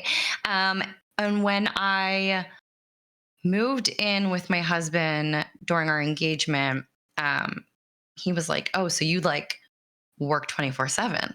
I'm like, "No, I don't. What do you mean?" I was like on call all the time. It was like always about like every conversation he would like, hear me on speakerphone and it would be like, "Hey, this was great, but," and there was always a but. It was always about what wasn't perfect, what wasn't completed. Like there was never it was never enough praise for your accomplishments. It was always kind of like, we need more, we need more, we need more from you. And so I had pushed myself into the final space of like reaching the top as high as I could climb in the company. And I had gotten my last promotion the exact same month we got married. And I would see myself sitting down to dinner with a laptop opened, with a phone going off. And he would be like, "Do we get even 1 hour?" And I'm like, stressed out. And I'm like, "It's never enough. Like the sales need to increase. This needs to happen. This needs to happen."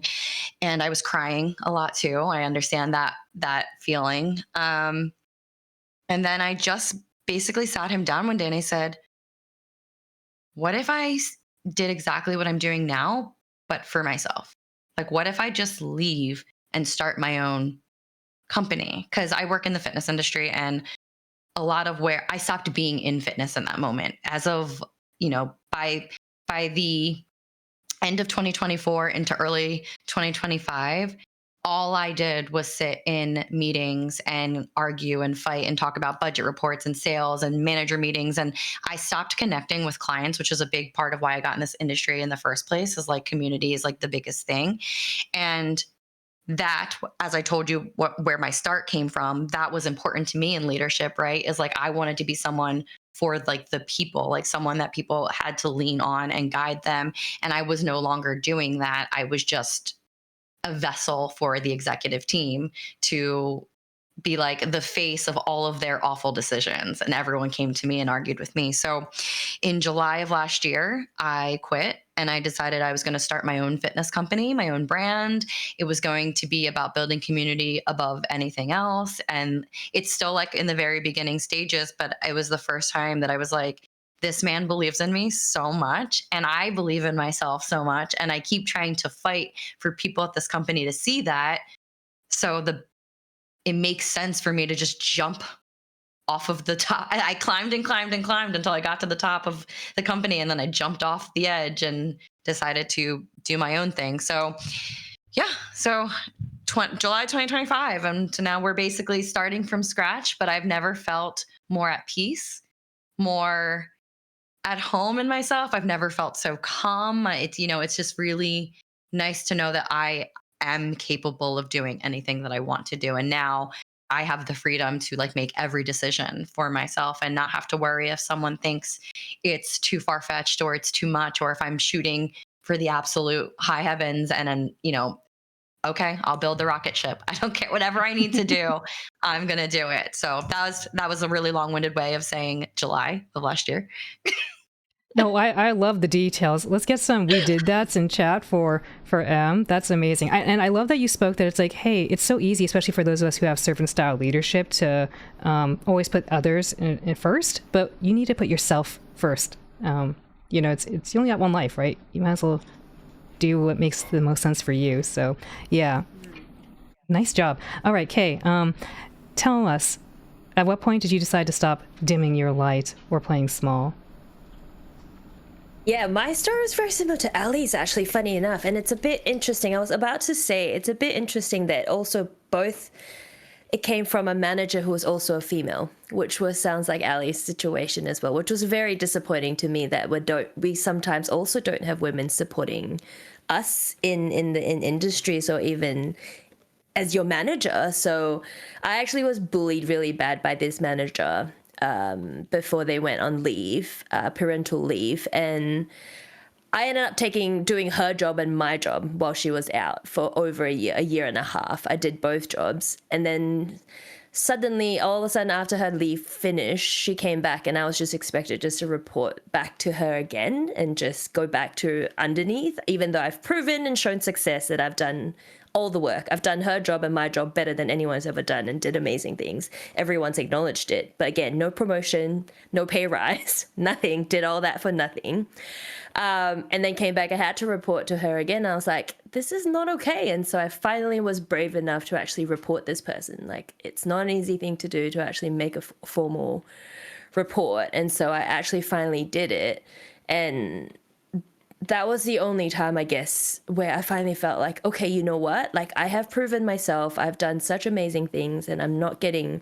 All I ask is to have a safe workplace, right? At the end of the day, and so that finally made me realize I'm like, I'm not going to stand for this. I'm not going to be put back down to a place where I have already done. I've proven that I've done the job, and you're not giving me any chance to grow. I can't even ask for a promotion or anything because this person has just now come back in, unfortunately. So that's kind of, I think, that moment. And this only happened recently where I'm just like, okay, now I kind of have to be the bad person and stand up and not let myself be. And I think the biggest part with this relationship was I felt like everything I did was wrong. It was kind of what Ali was saying, like, hang on, it's like everything I did was not good enough. Everything I did was just not right. I was just, everything was just I felt very stifled. And then, when they were not there, I was like, okay, this isn't it. It was not the reality. So I think that was that turning point for me where I did realize where, you know what, I'm not going to let someone else I'm not going to have someone else question my abilities and capabilities because I can see that. I can do it. People have seen that. I have done it. And funny enough, this is my 2026 little sticky note that I've set up to kind of like, I'm not responsible for your failures. So 2026, not my responsibility. I think that's kind of the point where I've just realized where I'm like, I'm not going to let anyone else just make me feel like I can't do my job. I think that was the biggest part for me. Yeah, and I know we're saying in the chat as well, but like, everyone's story here, thank you, Kay, everyone's story here is resonating because we have like some similarities across all of them where it's like, hey, we kind of expected a little solidarity among our tribe, if you will, right? We expected like a little bit of like, let's pull each other up. Let's not like get up on top of the ladder, as Em said, and then like, pull the ladder away, right? We should be helping each other. And so it is unfortunate that like we have our own glass ceiling in that sort of regard when it feels like, oh, if I'm the only, I got to really fight with the other onlys to make sure I could be the only still. And it's like, well, no, we should be more than only. So we are approaching our midway point of the segment here. And so right now we have went through a lot of our personal journeys and the challenges and barriers that women face in leadership. And so I want us all to stay tuned because we're going to go on a quick little break, but look forward to the next segment. So this is the I guess in storytelling, it'd be like, here's like the conflict, right? And now we're going to get to like, the climax and that's going to be really exciting. And the resolution phases. And so we're going to talk about growth, mentorship, and leadership skills, as well as advice that's practical for you all who are listening in the audience today to take home and, share with your loved ones or use yourself. And so we will be taking a 10-ish minute break in just a few minutes, but I would like to ask everyone, if you are in the chat right now, please show some love to our lovely panelists. Make sure to go give follows to everyone here. We got Ali, Ham, M, K, Aretha, and yes, definitely show some love in the chat with some, hearts, what your favorite emotes are. We're going to take a quick break, again, about 10 minutes, so we can go do bio breaks. We can go get water and stuff, and we'll be right back. Also, make sure to give some love to Aylin as well, who's been moderating this entire thing. Like, let's not forget.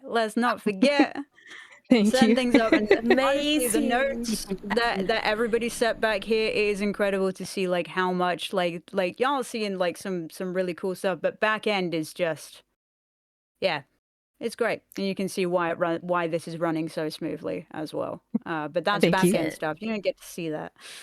Anyway, yeah, high fives all around. High fives all around. All right, let's go take our quick little break. So we'll be right back, everyone. All right.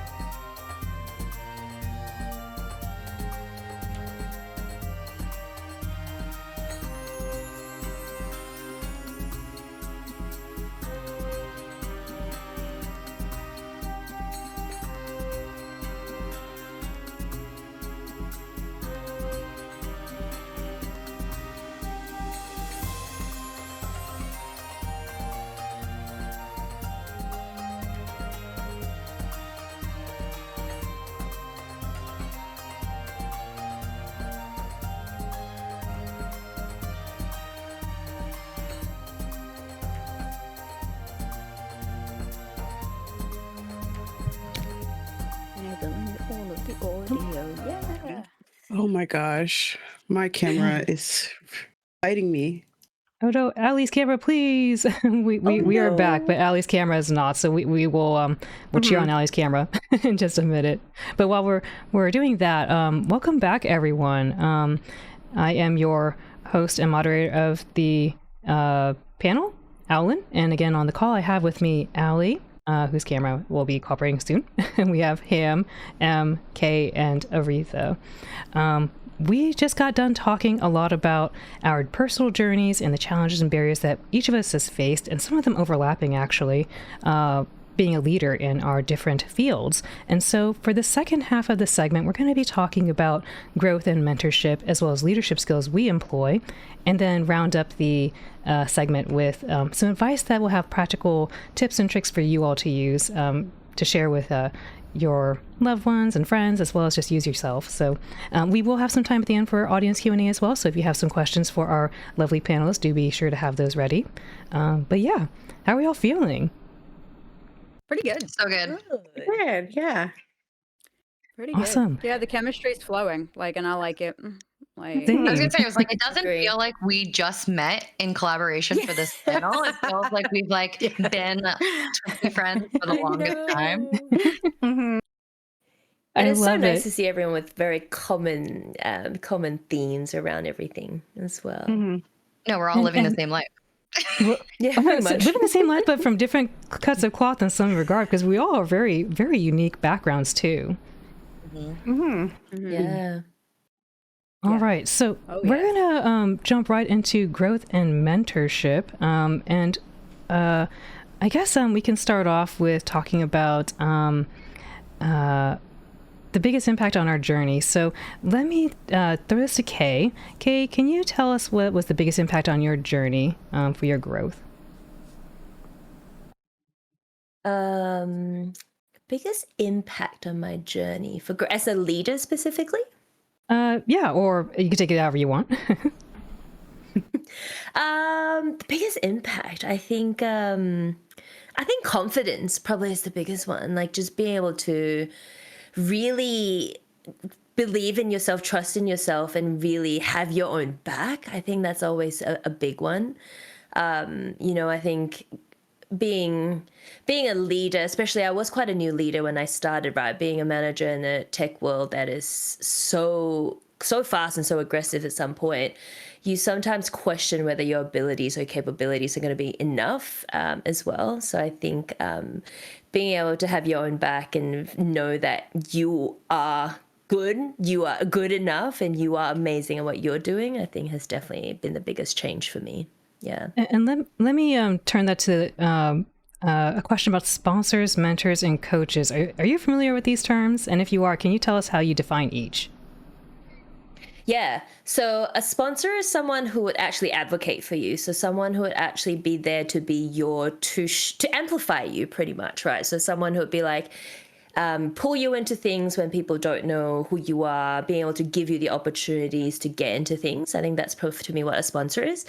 A mentor is someone to be able to help you build some of those, I guess, develop you in different ways, I think is welcome back, Ellie.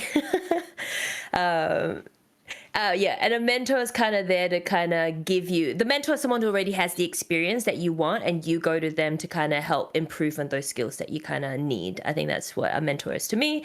Whereas the coach is going to be there to help you coach on things where maybe your blind spots, to help you improve on things that you don't know or don't see. And it's more of something new, more in an aspect of that, rather than someone who has that specific experience. And coaches usually are kind of someone who may not be in the same, who may not have the same experiences as you as well. Perfect, thank you. And quick follow up on this. So, which of these would you say has had the biggest impact for you? A sponsor, mentor, or coach? That's so interesting because I've been struggling to find any of the above. Oh no! Okay, so all to some degree because we haven't had them just yet. Yeah, exactly. I've never had, I mean, we had a business coach, which was really amazing. I struggle. I've never had a manager who's been able to be my sponsor. I've never had a leader who's been able to any of that, unfortunately. And I think my feedback has always been given, yeah, you're doing great, nothing to improve on. I'm like, that doesn't help me with my growth in any way. No one has ever been given being able to tell me what I could improve on. And that's always been my struggle, where I feel like I'm too much of a high achiever when no one can tell me what I need to do better, which was always the problem. But we did have a good business coach that really taught me a lot of how to be a manager and how to be a leader at the start. So I think for me, a coach was definitely the one that actually did give me a lot of insight to things I never even thought about. Yeah. Perfect. Thank you, Kay. Let me go to M. M, can you tell me what how you define sponsor, mentor, and coach, and then which has had the biggest impact on your journey? So I feel like, I mean, sponsors can have different meanings, right? Like depending on what area you're looking. So it can be someone who has had like similar life events to you, right? Like you have people who just like kind of sort of keep you on track, or it could be somebody who is a paid partnership, right? So just like kind of depending on what you're looking to do. Usually, in some way, shape, or form, they're kind of guiding you, but from a non personal standpoint. It's almost like they don't have an emotional connection to you, at least from my experience. As far as a sponsor goes, it's just kind of someone who is experienced in that realm and supports you in some way.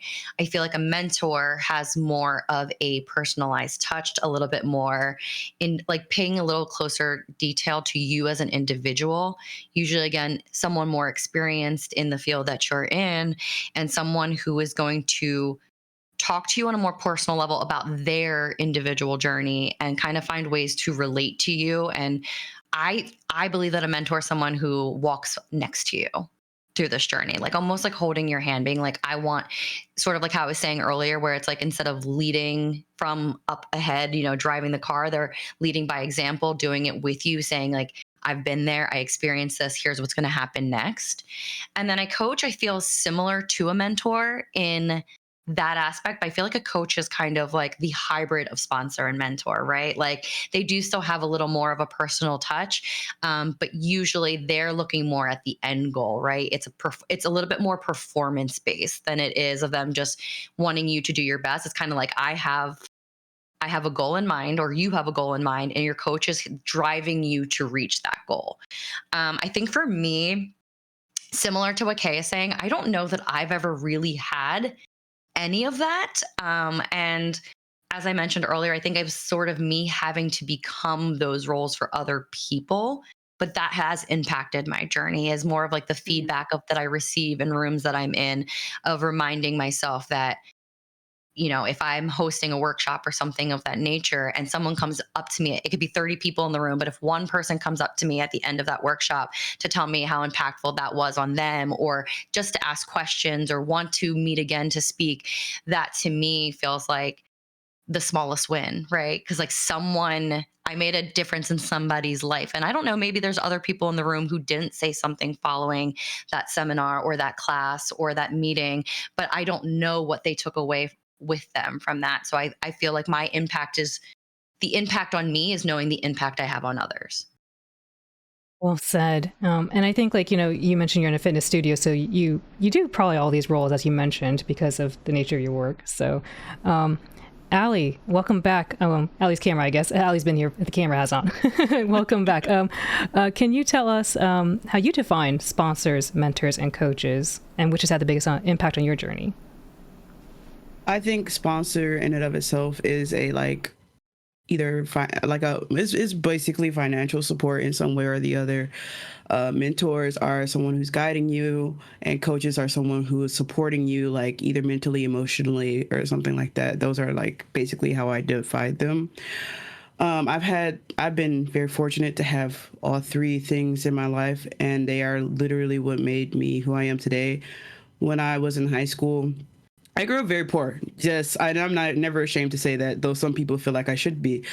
And I grew up very poor, and so like I don't know what it was. I don't know why, but people would just the teachers around me, the counselors around me, the city, what's it called? The city centers, they like invested so much in my future as a youth. My center provided me with a computer when I was in high school, so that I was able to do all of my homework at home instead of, because I was an honor student, but again, we're growing up poor, so like I couldn't always get to the library or something like that. So the center gifted us a computer, and like I had a counselor in high school that, like, even though I was a gifted student, I didn't have any financial support, and I didn't know anything about financial aid or anything like that. And one of my counselors just worked really hard to get me scholarships and let me know that there were options. And she even went so far as to take me to go shopping for my college dorm, because I didn't have anyone to take me to go shopping for my college dorm. And I had people who, I had a debutante. Like, I didn't know this teacher. She was just like, "You're going to be a debutante." I was like, "I have no money. How can I be a debutante?" She's like, "We're going to support you." And because of that, like, I got a scholarship from that, which also helped me pay for a lot of school fees. Without any of those sponsors and any of that support, I definitely wouldn't have been able to do what I've done so far. Just very appreciate those were women, like each. So we talked earlier today about a woman who was keeping us down, but these were all women who just looked at me and they were like, "You know what? I think you can do something special. I think you can go far. I want to support you."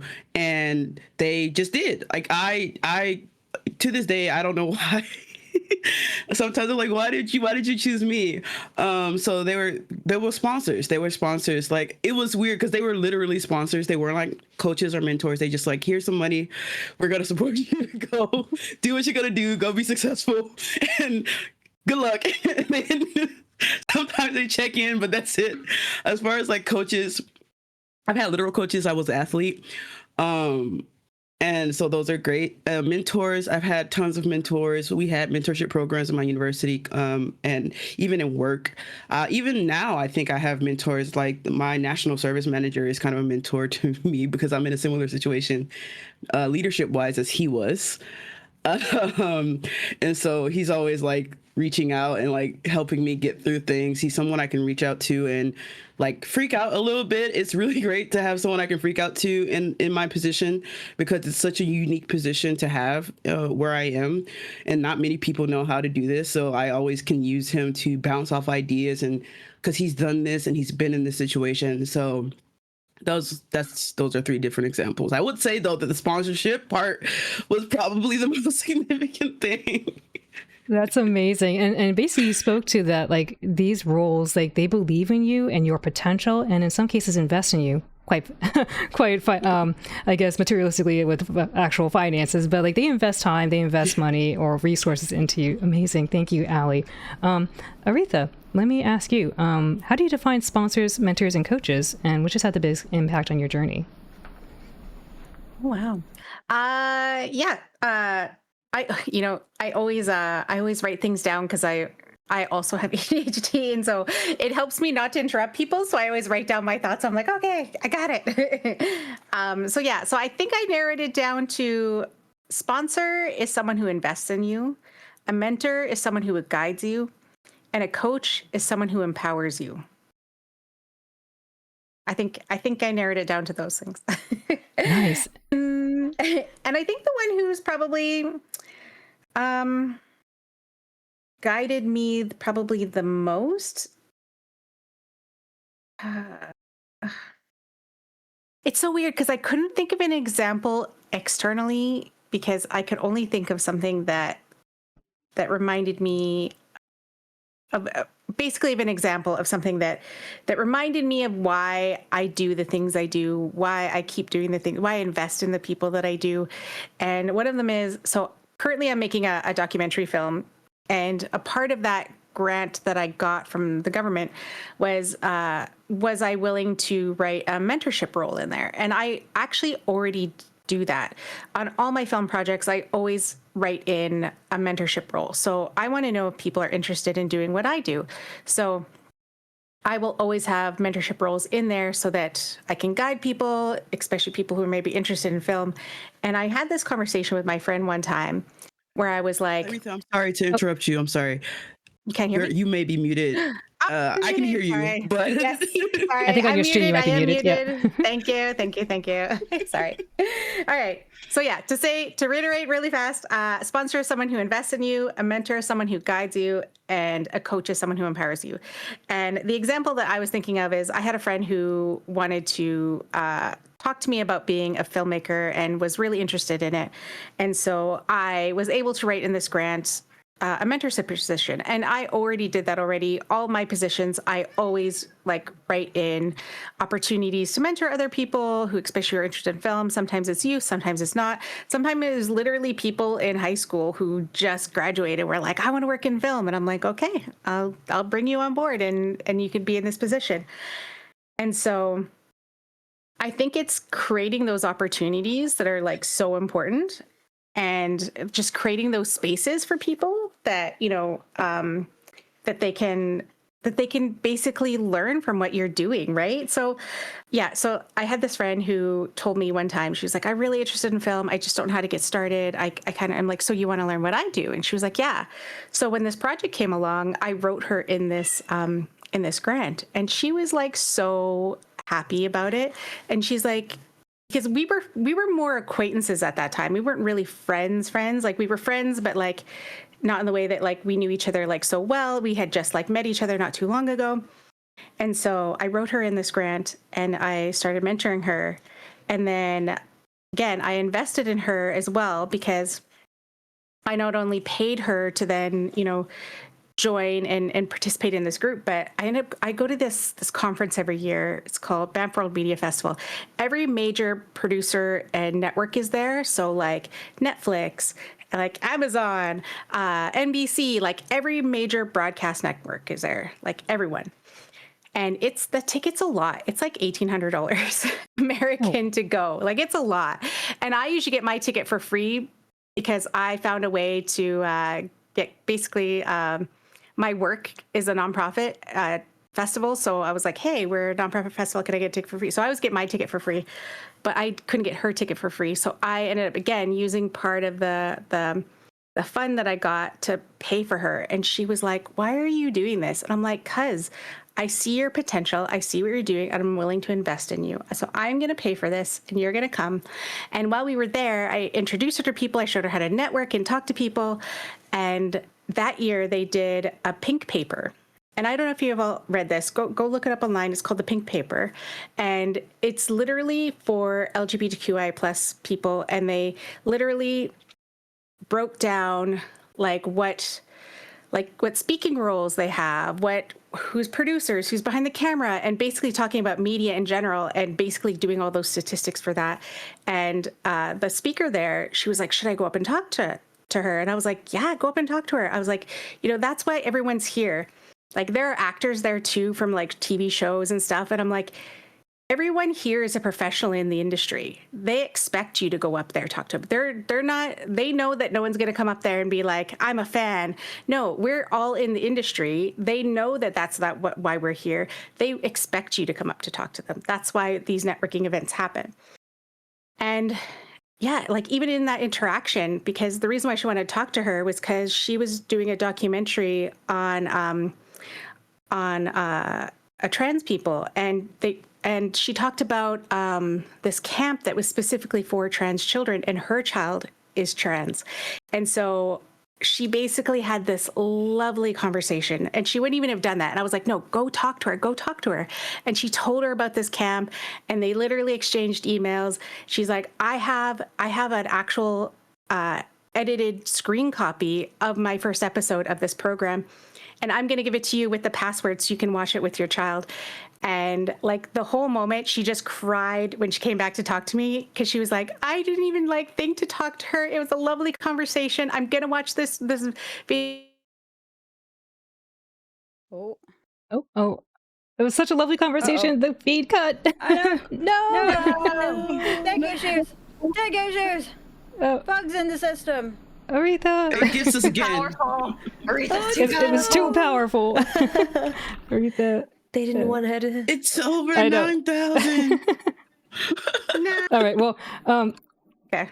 Hey, Aretha. Welcome back. Okay. Am I back? Yeah. Back. Yay! I think my stream's still dropped out. No, it's reconnected. Oh my goodness, I'm being silenced. Anyways, so yeah, so to wrap it up, sorry, it was such a lovely experience, and I think this is where those moments where you realize how much investing in people, showing people what they could do, empowering them to go and have that conversation, go introduce yourself, and how this one event where I took a chance on someone and I decided that I was going to invest all this time and energy in them, and just how much it benefited them, and just the happiness that it brought me, that it brought them so much happiness. So yeah, that was it. Thank you, Aretha. And I think that you brought up something really important here, which is like these roles, sponsors, mentors, and coaches, they look for opportunities to help uplift others. And so amazing. Ham, can you tell me how you define the differences between sponsor, mentor, and coach? And then which has had the biggest impact on your journey? Okay, so for me, a sponsor is a separate entity that kind of goes, hey, you kind of align with what we're all about, so we trust you to kind of represent what we're about, which is why usually when it comes to like very toxic people on the internet, I do pay attention to the sponsors. And sponsors, I have a blacklist of like people that I'm not going to work with because of some of the people that you sponsor. So that's mainly the thing. It's let's do a collaborative event where like we can use each other to kind of amplify our skills and that kind of thing, while also pushing products and that kind of stuff. Mentors, as a mentor myself, I think M put it perfectly. It is somebody who is like by your side and is literally just like, okay, we have seen this rock in the road before. This is how we overcome it. I've got you. You lean on me whenever you need to, but I'm still going to push you over that rock. We're not going to dwell on this rock. We're just going to go over. And then like also talking about how the rock mentally affected us as well, and how we can like self-regulate and be also mentally present, especially when it comes to like the performing space where a lot of stuff is physical. It is about the performance. It is about how fast you can whittle. It's all about the vocals, and then anything internal, you just save that for the lyrics. And I'm like, no, because that's like, I don't like that. Especially because like when you put like so much emotion in the lyrics, at some point like further down the line when you have personal growth, that song is not going to be identifiable anymore because you're no longer in that space and you grew out of that space. So that's also like a good thing. And for coaches, it is like somebody, again, as demonstrated perfectly earlier, it's somebody who is further down the line. So for instance, as an example, like me coaching somebody would be when I have a young singer who is very much still in the mimicry phase, where they have their favorite artists that they just simply mimic, and trying to coach them to find their own style, and also how to approach breathing techniques and how to do all of that.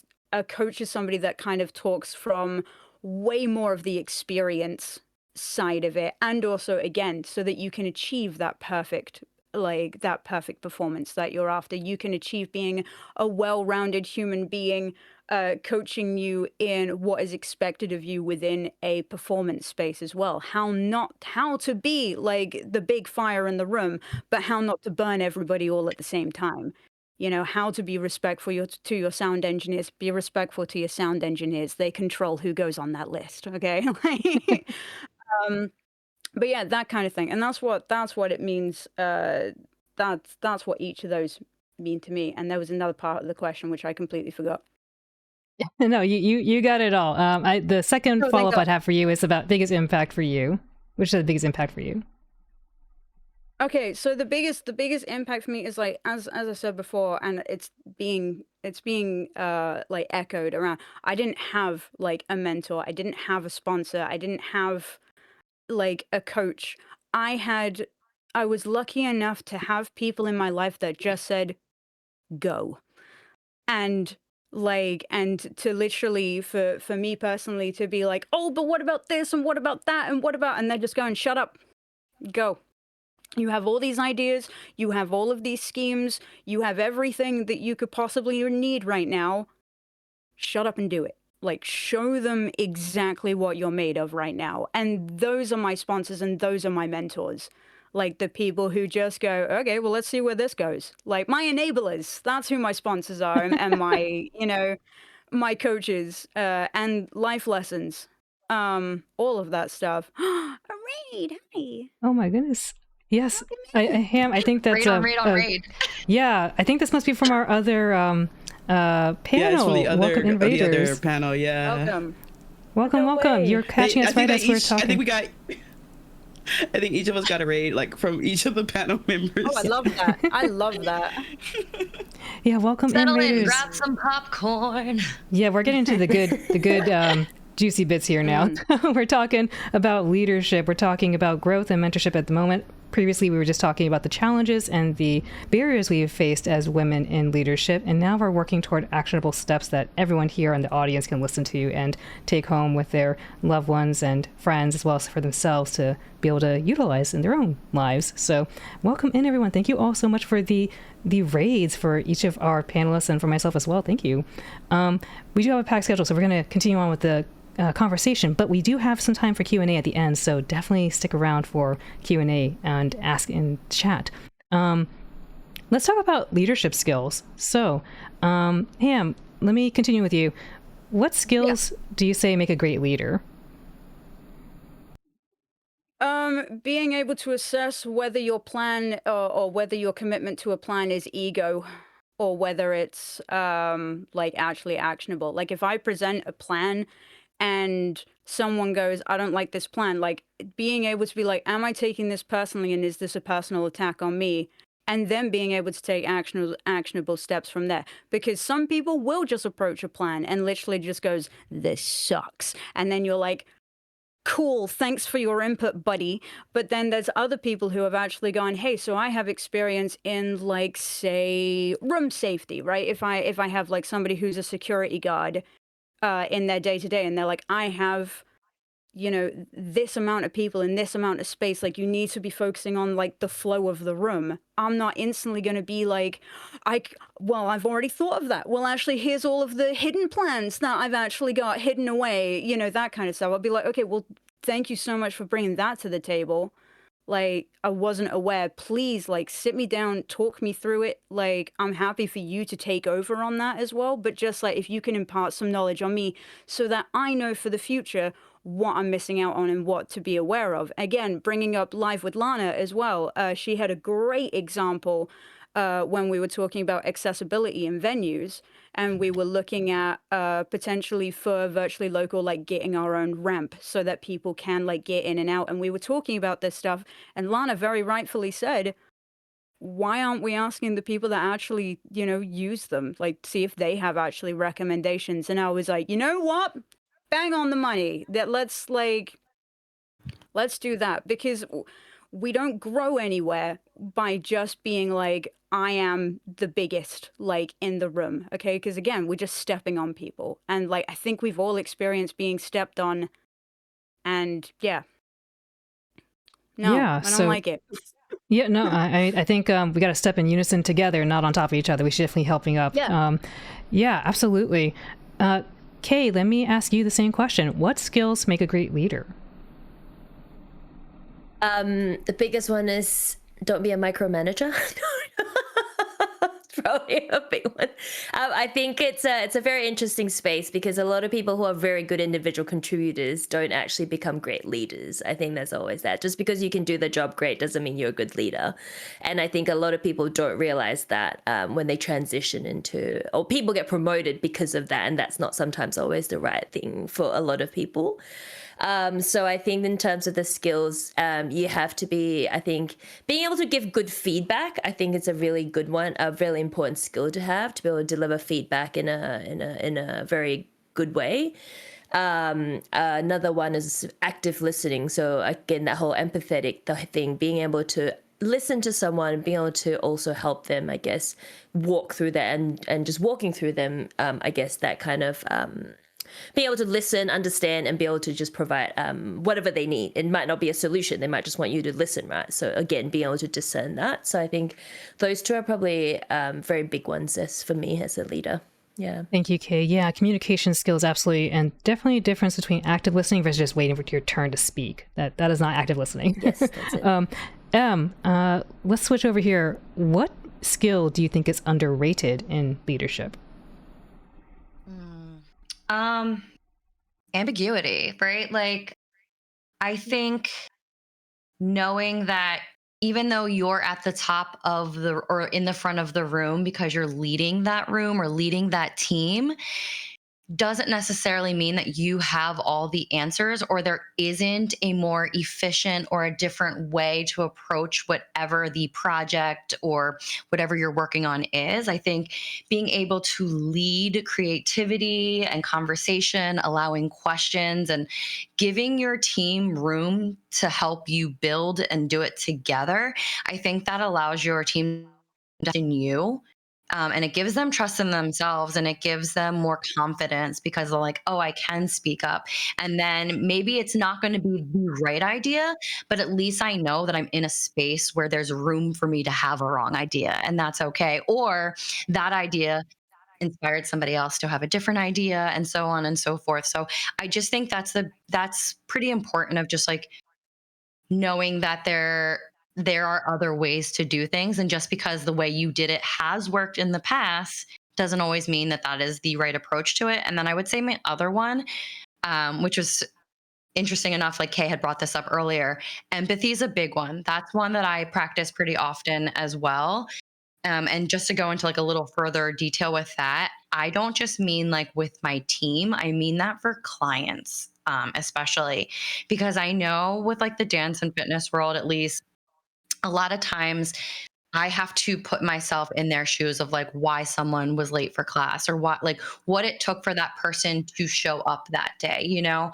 Um, we got trained on that actually. There was someone who taught me that, who was like, don't be so upset if someone walks into a room 5 minutes late. They're not disrespecting you or their time. What if they couldn't get their kids in the car? What if they pulled up to daycare and it was closed and they completely forgot that happened? And then there was a car accident that stopped them on the side of the road. Like, you just genuinely have no idea. It's like if you ever see those memes where like it's a picture of traffic and there's a bunch of cars and then each car is a different ping. Like, this person just got laid off. This person just got a divorce. This person that's like, we are all human beings and there's so many of us trying to just navigate life for the first time. And so I think like having that understanding that like everyone's not going to show up with the same amount of energy or capabilities as you have that day is just super important. Absolutely. I love that you brought up ambiguity too, because a lot of leadership is like being able to navigate things that just aren't clear. Otherwise, if they were clear, then people would just do it. Like, we don't need a leader. Yeah. But yeah, that is perfect. Allie, you mentioned before you were just thrust into leadership from a young age. And so I want to ask you, what is one skill you think is an underrated in leadership? I would say that Kay said it before, and I want to give details to what she said. Feedback. Giving good feedback is actually very difficult, and feedback should be both direct and tactful. I think these are very underrated. Being direct and being tactful. So some people think being direct means being kind of a jerk, and then other people think to be tactful you need to be avoidant. And if you're giving good feedback, you shouldn't. Neither of those things should be a problem. Whenever you give feedback, you need to be able to show an actionable step that the person can take to make it better. You don't just go to a person and say, these are all the things you're doing wrong, and give them no way to fix it, or just ambush the person. I think it can be very awkward when you're in a leadership position to have those hard conversations. So being able to tactfully and directly give good actionable plans and then coach them forward is such an underestimated skill in leadership, in any form of doing it. Like, if you're a teacher, if you are like a manager, if you are even a streamer, being able to tell people directly what needs to be done, the expectation that you have, and the way you're going to follow through with it, and to actually follow through with it, is super underrated in leadership. Well said. I think that's a great segue to advice, because being able to give advice via feedback is kind of tricky because I believe someone mentioned earlier, the feedback they get is like, you're doing a good job, keep it up. And it's like, well, that's great, but what else? And so why don't we go to Aretha here? We'll start broad here. What's one habit that made you a better leader?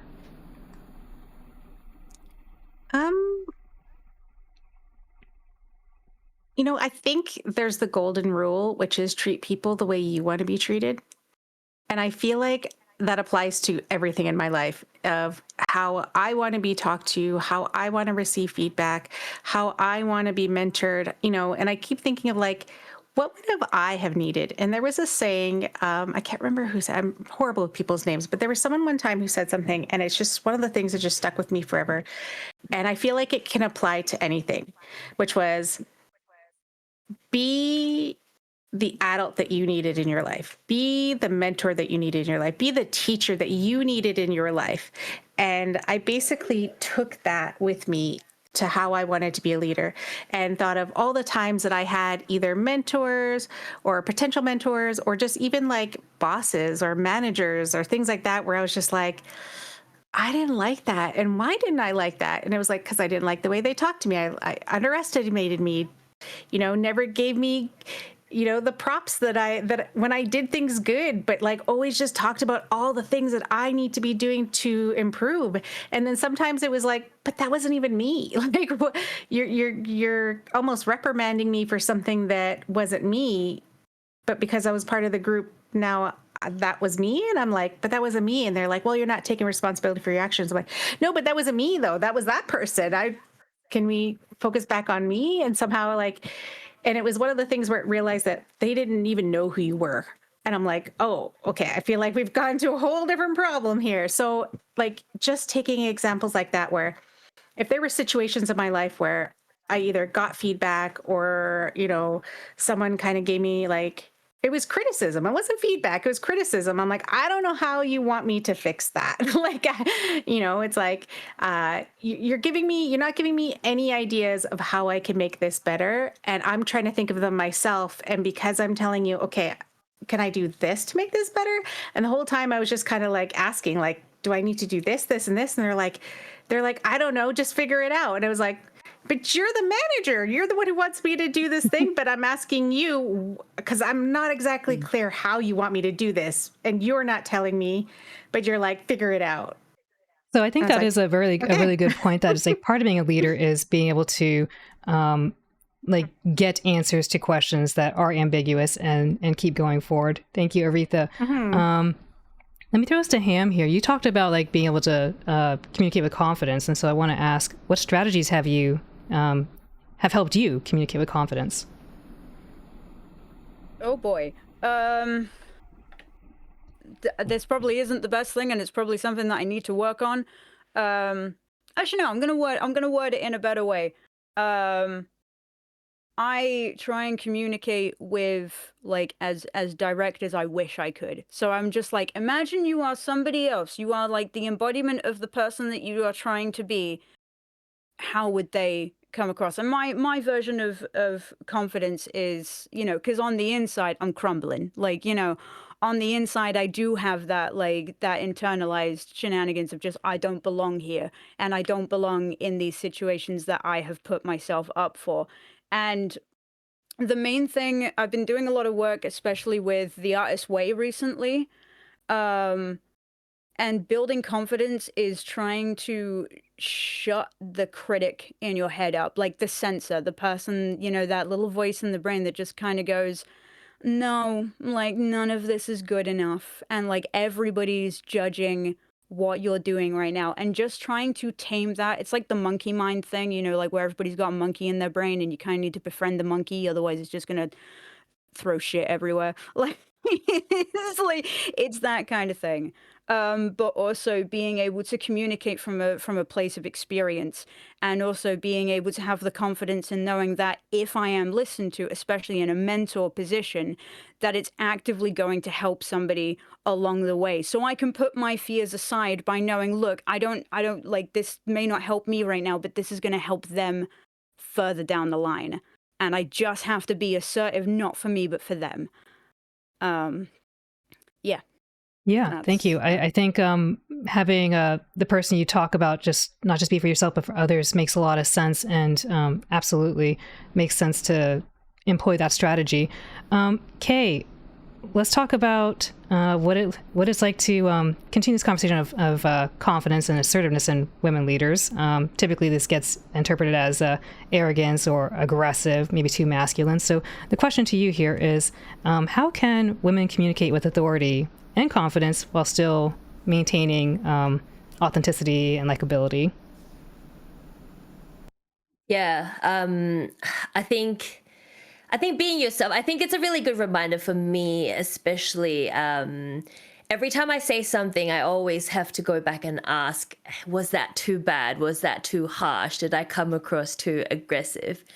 And then I've learned to realize also that your worst is really not as bad as you think it is. Like everything that you think you've come across, people don't even see it. I think that whole, like what Ham says, your inner critic is what I call it. Her name's Andrea for me, by the way, but your inner critic tends your inner critic tends to always be a bit louder, and you're always going to judge yourself a lot more. But I think at the end of the day, for me, for example, people always say, people know you're a kind person, you're a gentle person, you're such a nice person. The worst thing you could say is never as bad as you think it is kind of that. So I think, firstly, being confident in yourself, knowing that what you say, okay, maybe it's taken wrong, that's where you can learn from and grow from, right? But at the end of the day, I think it's really not as bad as you think it really comes across. So I think as women, I think we need to stop thinking about how we come across to other people, because I really feel like that's really stopping us from doing a lot of things, right? Including applying for jobs. We don't apply for a job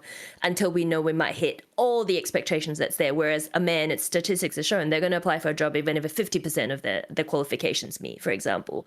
So I think it's a bit of that, where I think we need to realize that it's really, we have to sometimes just be brave enough to just think it's really not that bad.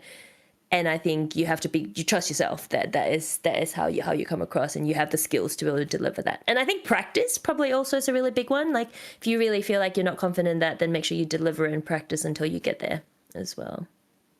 Yeah, I think that kind of ties in, Kay, nicely with like Aretha's point about like, hey, like your point about like, we shouldn't have to worry about everyone's feelings as much. And to Aretha's point, if you just treat everyone the way you want to be treated, you don't got to worry about it because you'll treat yourself nicely, hopefully. So, exactly. That's it. Exactly. Yeah, I love that. Let me ask you, what is one small step someone could take right now to building a leadership skill? Is that for me again? Oh, sorry, to M. Sorry. Yeah. Oh, sorry. No, perfect. Thank you. So I'll say two different things.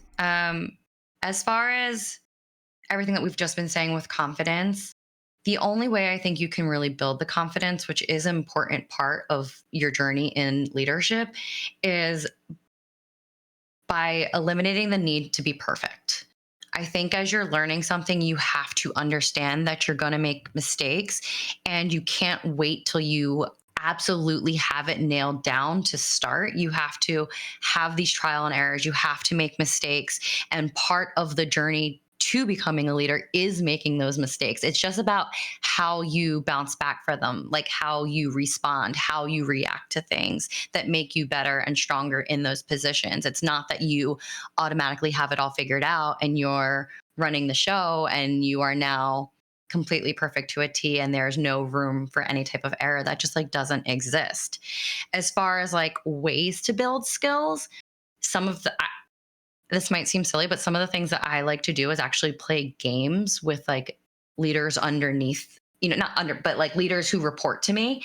I've always done things where I put just the leaders together, the other managers and top head of departments and things like that in a room. And I would have them play games with each other, and not like your trust falls or something of that nature. I would have like someone blindfolded drawing a picture, and I'd be like, you have to tell them what to draw without telling them what it is that they're drawing. So you have to guide them. They have to understand what you're speaking out loud. And so just like little things like that, of playing things that just like sharpen your communication skills, sharpen your listening skills, and just finding ways to be better in that aspect as well. So, but it's all it all takes time. Like when I spoke earlier about the difference between a boss and a leader, I started as a boss, unfortunately, because I didn't understand what a leader was until I had experience enough to understand what was needed. Well put. If that makes sense. At first, you said you're playing games, and I was like, "Oh man, did we bring out Mario Party?" Because I was kind of wondering how that happened. What happened there? No, we want them to get closer, not further apart. Okay, Time just to bring out checking. the Just Dance. Time to bring out Just Dance. There you go. There you go. Let me go to Allie. Allie, what is some advice you would give to someone who wants to build their leadership skills? So we've been saying treat people the way you want to be treated, but I would say treat people the way they ask to be treated, because the way you want to be treated may not be the way they want to be treated. And like I said, as you guys know, I work in a multicultural field, and I have Korean staff, I have foreign staff. They don't want to be treated the same. They don't react to leadership styles the same. I have to always consider where they are, where this person is, and how this person will respond. I need to treat them within whether the cultural, geopolitical, gender, whatever is going on. I have to treat them how they have been asked to be treated. If I know a person doesn't like to be asked this, I should, respect that. And if I know culturally that this thing is rude and this thing is rude, then I'm going to respect that and find a way to lead within that context. If I can't do that, then I'm not an effective leader. That's it. Thank you, Allie. I love that, and you're absolutely right.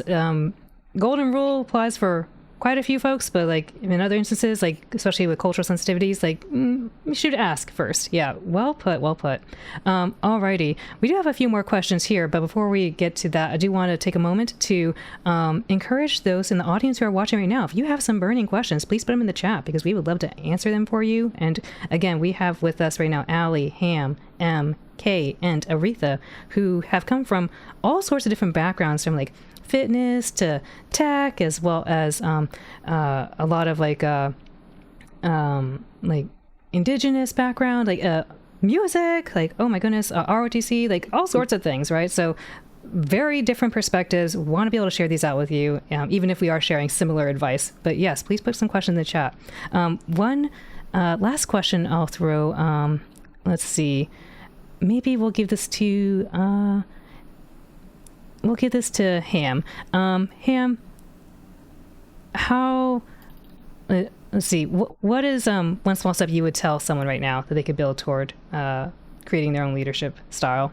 Okay, I technically have 4, but I think they kind of lead into each other. So if that's okay, I'll make them as snappy as possible. Is that okay? Go for it. Okay, cool. So the main thing in building up leadership skills within yourself is start turning up for you. Where we're constantly asking ourselves like, oh, I'll start making those steps and actually commit to those steps, because a lot of the time we don't believe enough in ourselves and we've let ourselves down so much that we're always looking for exterior sources. So make small goals and actually turn up for yourself. And also, no matter what you're doing, give yourself permission to actually be a beginner. You're not going to be an expert at the beginning.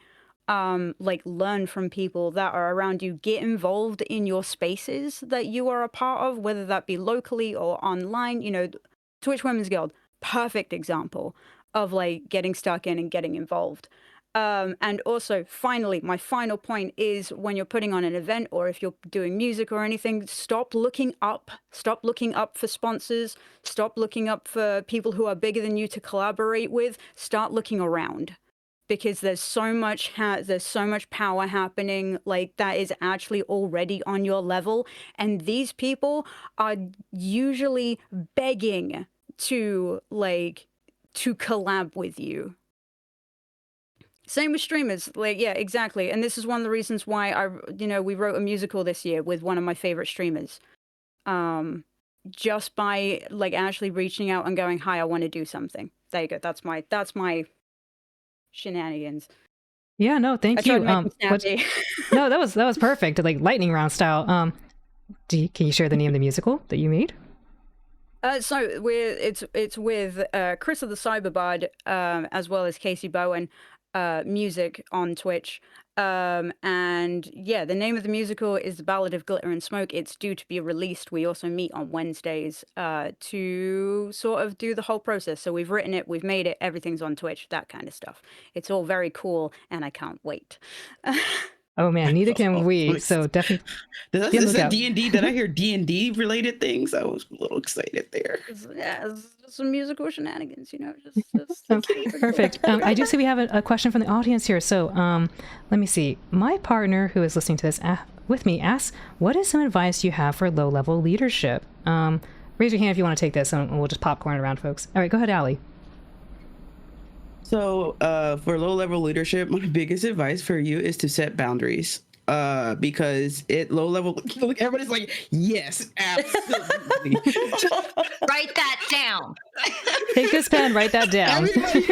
Everybody immediately was like, yeah, that's the point. Yeah, no, for real. I love it. Anything else, Allie? Yeah. So seriously, like boundaries, and remember that boundaries are not like other people's actions, they are your actions. Okay, so a boundary is something for you, not that you can impose on other people. Okay, so you need to set boundaries for yourself. What are you allowing yourself to do? What are you allowing or you don't allow these actions around you? Okay, this is so important in low-level leadership because sometimes we get so caught up. Like I think Em said it earlier, like she's at home and she's doing work. She's like, work. And so she's like, I could be doing this for myself. Like, remember that you're working for a company. This is low-level leadership. You're working for a company. If you quit, if you die tomorrow, they're replacing you tomorrow. Okay? Tomorrow. Those boundaries are so It's true. right. Those boundaries so important. Don't burn out. You are more effective when you are rested and you are taking care of yourself. And can I just say sorry. Go ahead, Em. Go ahead. Are you sure? Yeah, please. I'm just Allie's speaking and I'm like, go for it. Get in there. Tell us your thoughts. I'm like, I'm with you. I want to add on to what Allie was saying about the boundaries. The other part of that is getting tasks thrown on you and you thinking you have to do them in order to prove your worth to climb. That is not true at all. If they want you to do more work, it is absolutely okay to ask how you will be compensated for that work. If they're just like, oh, we're only doing it till we fill that role, wonderful. What am I being compensated in the interim while I fill that role? It's okay to want to step up in situations if like no one asked you to do it, but you're like, hey, let me help out really quick with this. And you are showing that you are a leader and that you do deserve more doors to be open for you, then that's a-okay, right? It's just being mindful of like what you're willing to do just to do it, to prove yourself versus feeling like you have to pile things onto yourself to prove a point. That's just really not necessary because a lot of times they'll just allow you to do it and then hire someone else to not just take the job that you were filling in for, but eventually take your job. They just don't care. Everyone is disposable no matter what level you are in the company. And then my other thing is don't be afraid to ask for more. So it doesn't matter if you just started, like, or your lower level leadership. If there are opportunities that you see make sense for you, don't be afraid to be like, hi, I want that. I deserve that. I am knowledgeable in this field or in this specific topic. Give me a chance. Because I said it in the beginning, every promotion I have ever had, I had to sit down at my boss's desk and be like, give me that. No one ever offered, no matter how much I worked, no matter how many extra hours I picked up, no matter how punctual I was, how late I stayed, none of that mattered because I did it. So why pay me more? Why give me more? So I kept track of all that. I'm like, no, I'm aware what I'm doing. That's far beyond my pay. But every time an opportunity presented itself, you better believe I'm going to make sure you're giving it to me or all of that stops immediately. So this only works if you have good boundaries, guys. I love, again, tie back to boundaries, take care of yourself, set those personal boundaries. I also brought up something that I think is really important, which is like, keeping a record of like your accomplishments and achievements. This is more professional career advice, but like I think even applies to streamers too, which is like you can absolutely use this as your quote resume, or if you put like a website together, you can be like, these are all the cool things I did. And my father used to call this like the I love me wall, because he was in the military and he had all his accolades on the wall, right? And so that could be as simple as putting a digital folder for yourself and putting all your cool stuff that you did. I think that's really important though. Like the other thing I would just add on to M's point is you gotta really push and advocate for yourself. You can't just expect that someone's going to do it for you. If you're lucky, you'll get someone to do it. But as you heard already, we've already been having a hard time finding mentors and sponsors just out of the blue. So if you want something, you got to go get it. You got to be proactive. You got to say something. I do see we have a few more chat messages coming in here. Before we move over to that, did anyone else want to add in any advice? Go ahead. 100%. So like when it comes to low level, like I don't like the term low level management, but I get what you mean. The main thing to remember as well is that like a low management feeds high management, right? Because it's all just a massive proxy like to the boss.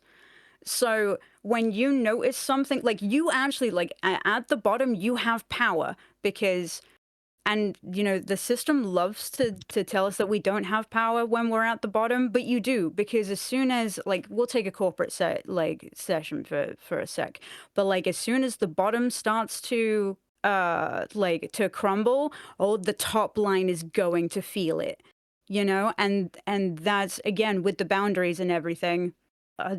Yeah. What was I going to say? That was it. Yeah.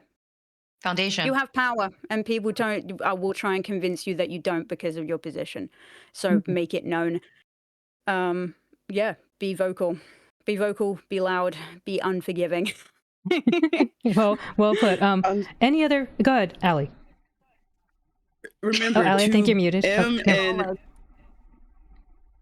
To M and Ham's point, remember that it costs much more money to train a new person to do your job again than it does for them to just give you what you ask for most of the time. Most of the time, what you're asking for is not even really, we make it a bigger deal in our head than it is. And you will never know whether or not, they're not going to fire you for asking. So ask for it. Right. Yeah. And sometimes it takes more than one person to do your job when they have to replace you. Just saying. It's true. All right. Can I add one more thing? Please do. Alan, you were talking about streaming, and like I've actually used the stuff I've done on Twitch, even if it's like silly gaming, it's like no matter what, there are so many skills that you develop in streaming over time that you can use on your resumes and portfolios for things far beyond this space, right? Because now you have all this extra. You have editing skills, you have broadcasting skills, photography, like all of the content that you're making for yourself, you can branch these out into all these extra subdivisions and add this broadcasting experience for, it doesn't matter what you're applying for or what spaces you're trying to take control of. The more versatile you are, the more of an asset you are. So don't look at this as like, whether you do this professionally or you do this as like just a little hobby that you just like, whatever, you're just like, oh, I just like to game now and then. You're still developing skills and they're still very important. And a lot of people don't have that, and it's unique, and it's something that you should be really proud of. That is all. You can't see it, but I'm snapping my little paws. My paw. I'm snapping for you. All right. Any other last minute things to add about advice for, let's say first level leadership instead of low, but yeah, first level leadership. All right. Then let's move on. We had another question here about, in your opinion, what is it that men who generally want to help do that is actually counterproductive?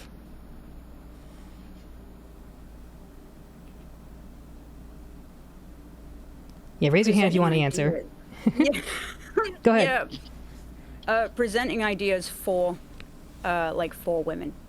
You know, like I think especially because it can be misinterpreted as like I don't know, it can be praised to like their leadership. Like instead of talking like a woman through how we're going to like present this to the big boss or whatever, you know, how we're going to actually, how we can combat it as a team.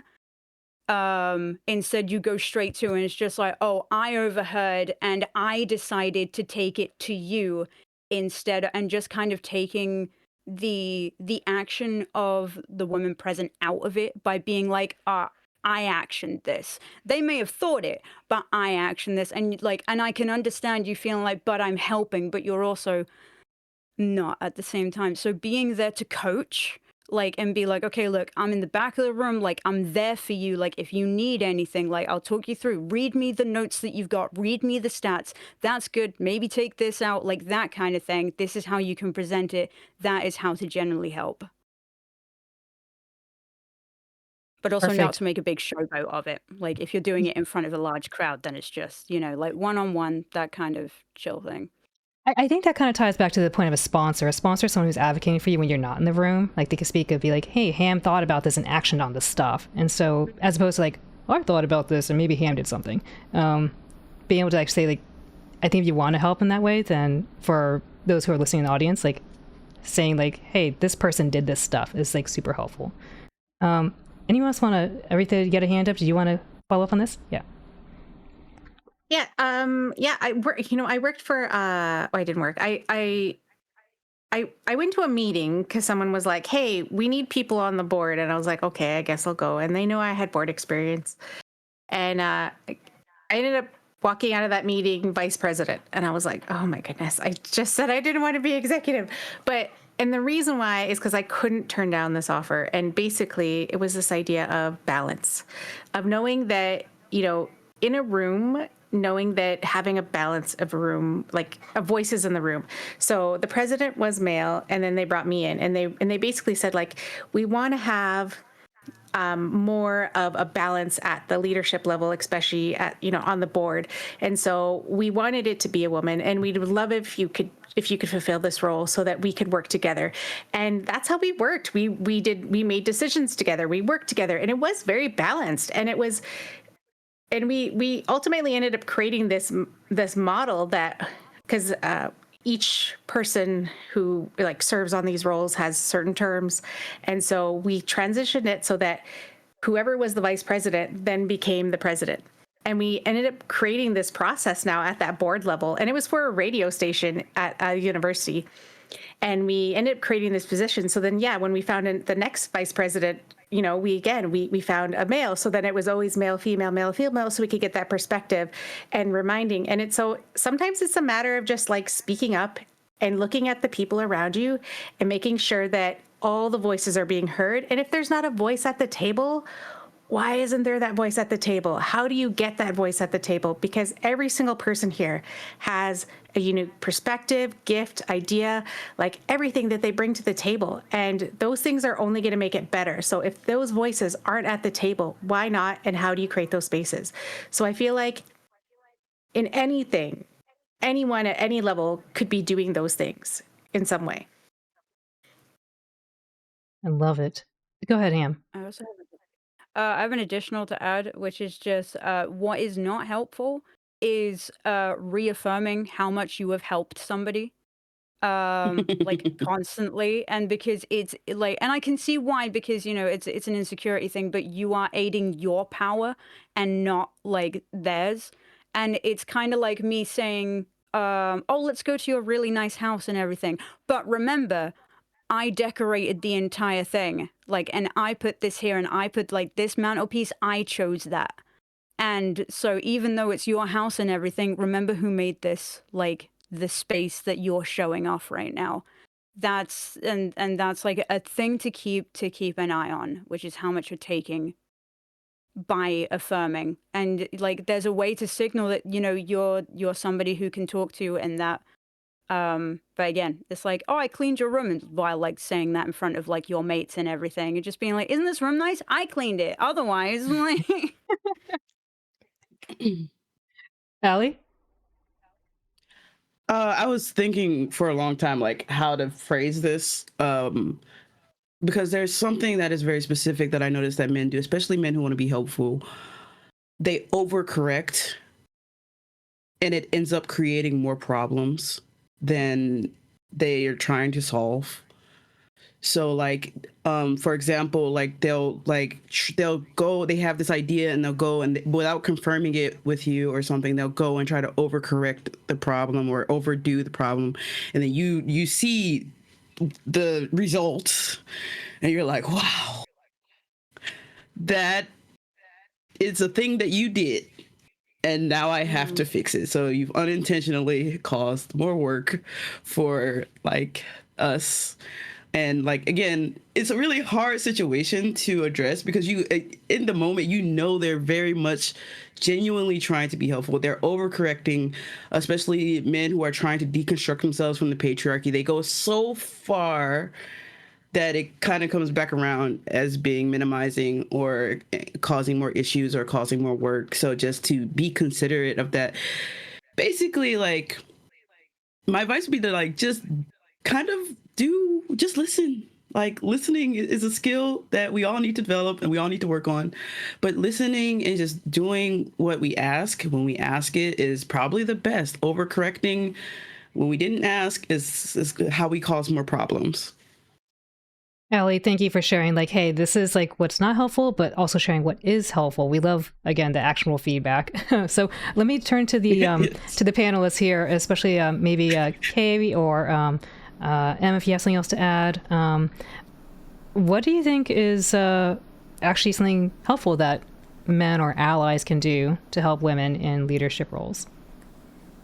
Yeah, I think the biggest one for me is we're asking to be treated equally. We're not asking for extra help to support us, because a lot of us are very strong independent women who can do things ourselves, right? We just need you to acknowledge, empathize, and just stand with us. We're not asking for more than that. Like, you just need to acknowledge that, hey, women sometimes do have it harder. Sometimes it is a little bit trickier in certain situations, and not asking you to help us make things easier. Just be there. Just be an ally. That's a lot of times what we're just asking for. It's not, we just want to be treated equally. And I think that's the biggest one for me. Em, do you have a follow-up? Equitably, you know. Yeah. Exactly. I don't know. I guess this depends on the space.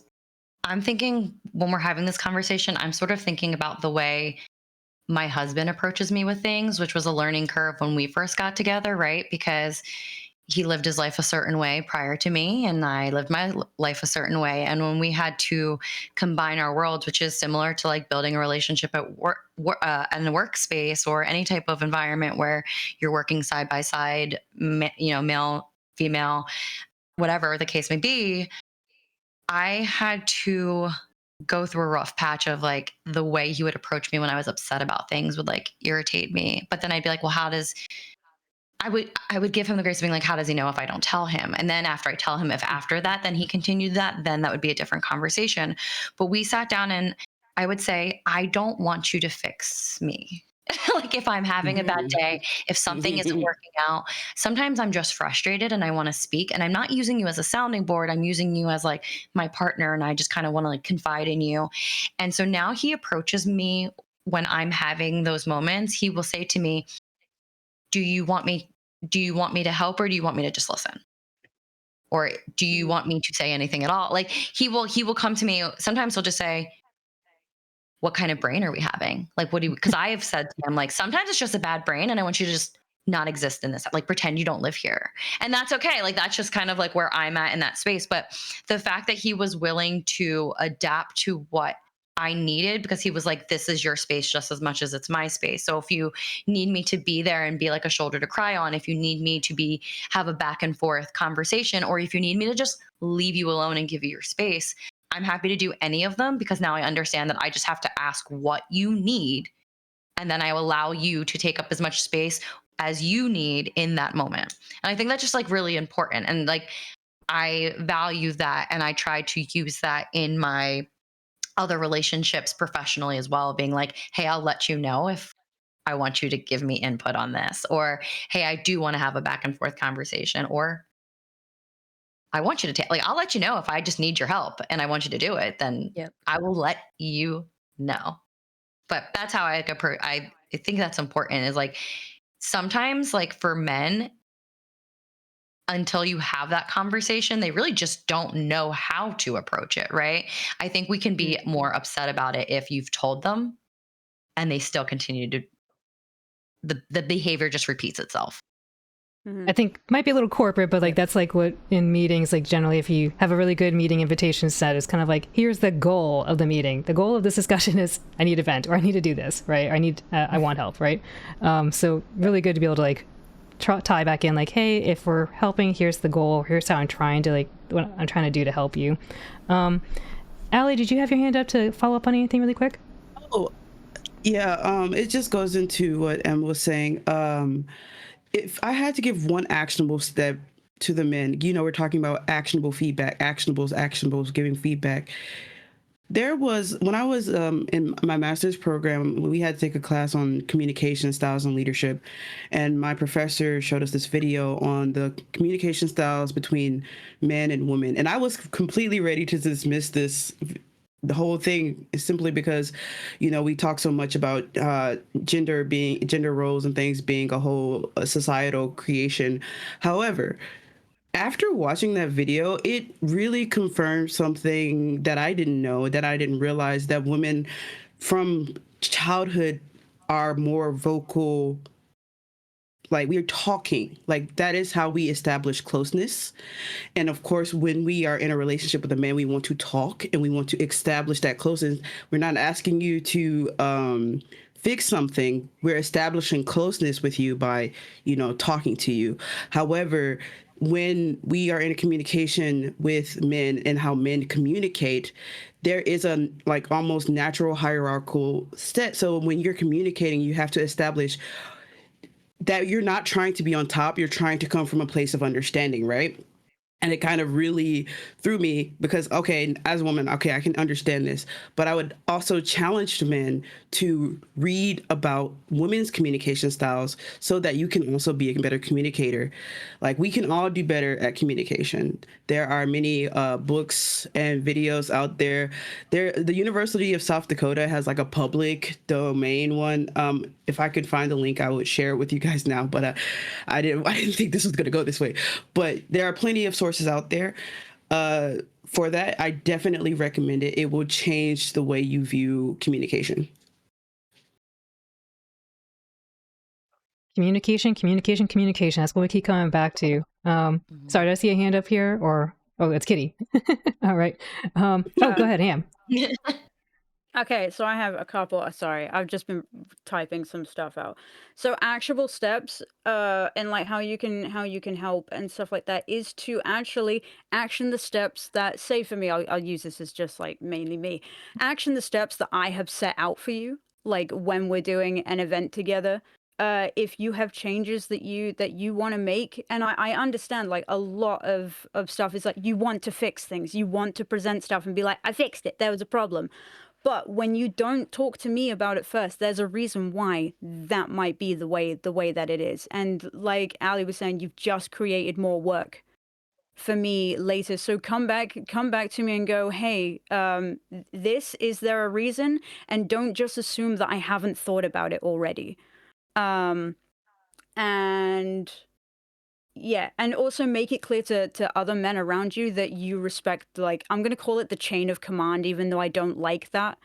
But like, make sure that there is no like, like gossip going on or anybody commenting on that stuff. And as soon as you hear that stuff, I know that it's difficult, but shoot it down.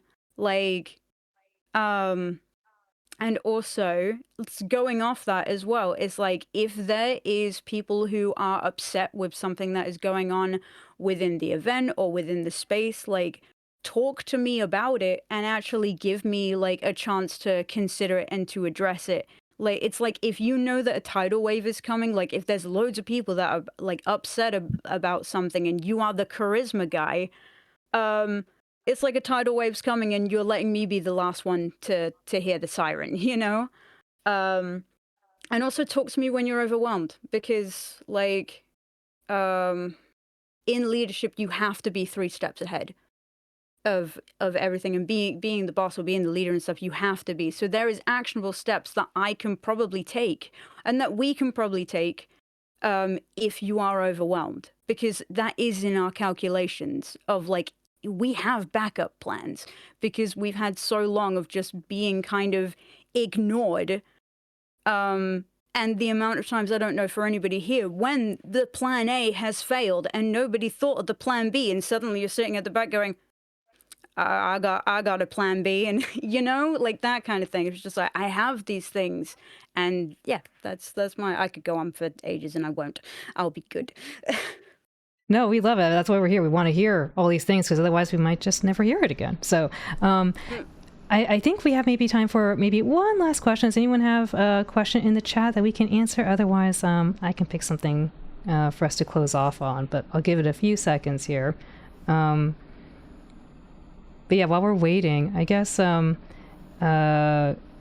anyone in the panel have some advice they'd want to offer to our listeners? Again, this doesn't have to be like, how to be a better ally. It could just be like, how can you show up to be a better leader? I got Aretha? one. Yeah. Yeah, because I feel like this applies to everybody, but like part of leadership too is also always learning and always be willing to learn. To me, I'm not a big fan of right and wrong. I'm not a big fan like of black and white. I'm a fan of gray. There's always opportunities to grow. We're all human beings, and we all have a place. Some of us just are at different places at different times, and people show up how they show up. And so knowing how people are showing up and just meeting them where they are, and then as a leader, like reading. There's so many books on leadership. There's so many books on communications. I read a whole book on how to deal with difficult people, and it literally had the best concept ever that I was like, oh my God, it just blew my mind, and now I totally understand it. And it was this concept of, is the conversation red, like hot or cold? And you want to be medium. So hot is like someone's really, really angry. So you want to bring it down to a medium. So we want to still have that conversation, but we don't want to shut them down, so we want to have those conversations. But if they're cold, they're not interacting at all or contributing. So then you want to heat it up a little bit so they at least start contributing. So you always want to be in the medium. And that was a concept that I was like, oh my goodness, I love that. And there's self-help books, there's things like that. Like there's all these books out there. And even if you read a book and you're like, that doesn't apply to me, not everything is going to apply to you. Take the little nuggets of diamonds and good things in there and apply those things. If like this is good, don't discount the whole book. There's still little nuggets of like just treasure troves of information that could be helpful to you. And it doesn't mean the whole book is for you. Read different books by different people. Like read one by a woman, read one by a man, read one by someone who's non-binary, take perspectives from everybody. And again, take what is useful and leave what is not. Well said, well said. That reminds me of a book I read where they talked about the beach ball metaphor, where it's like the beach ball has different colors on it, all different perspectives. Ham, I saw your hand up. Hello, it's me again. I got more things to say. Yay.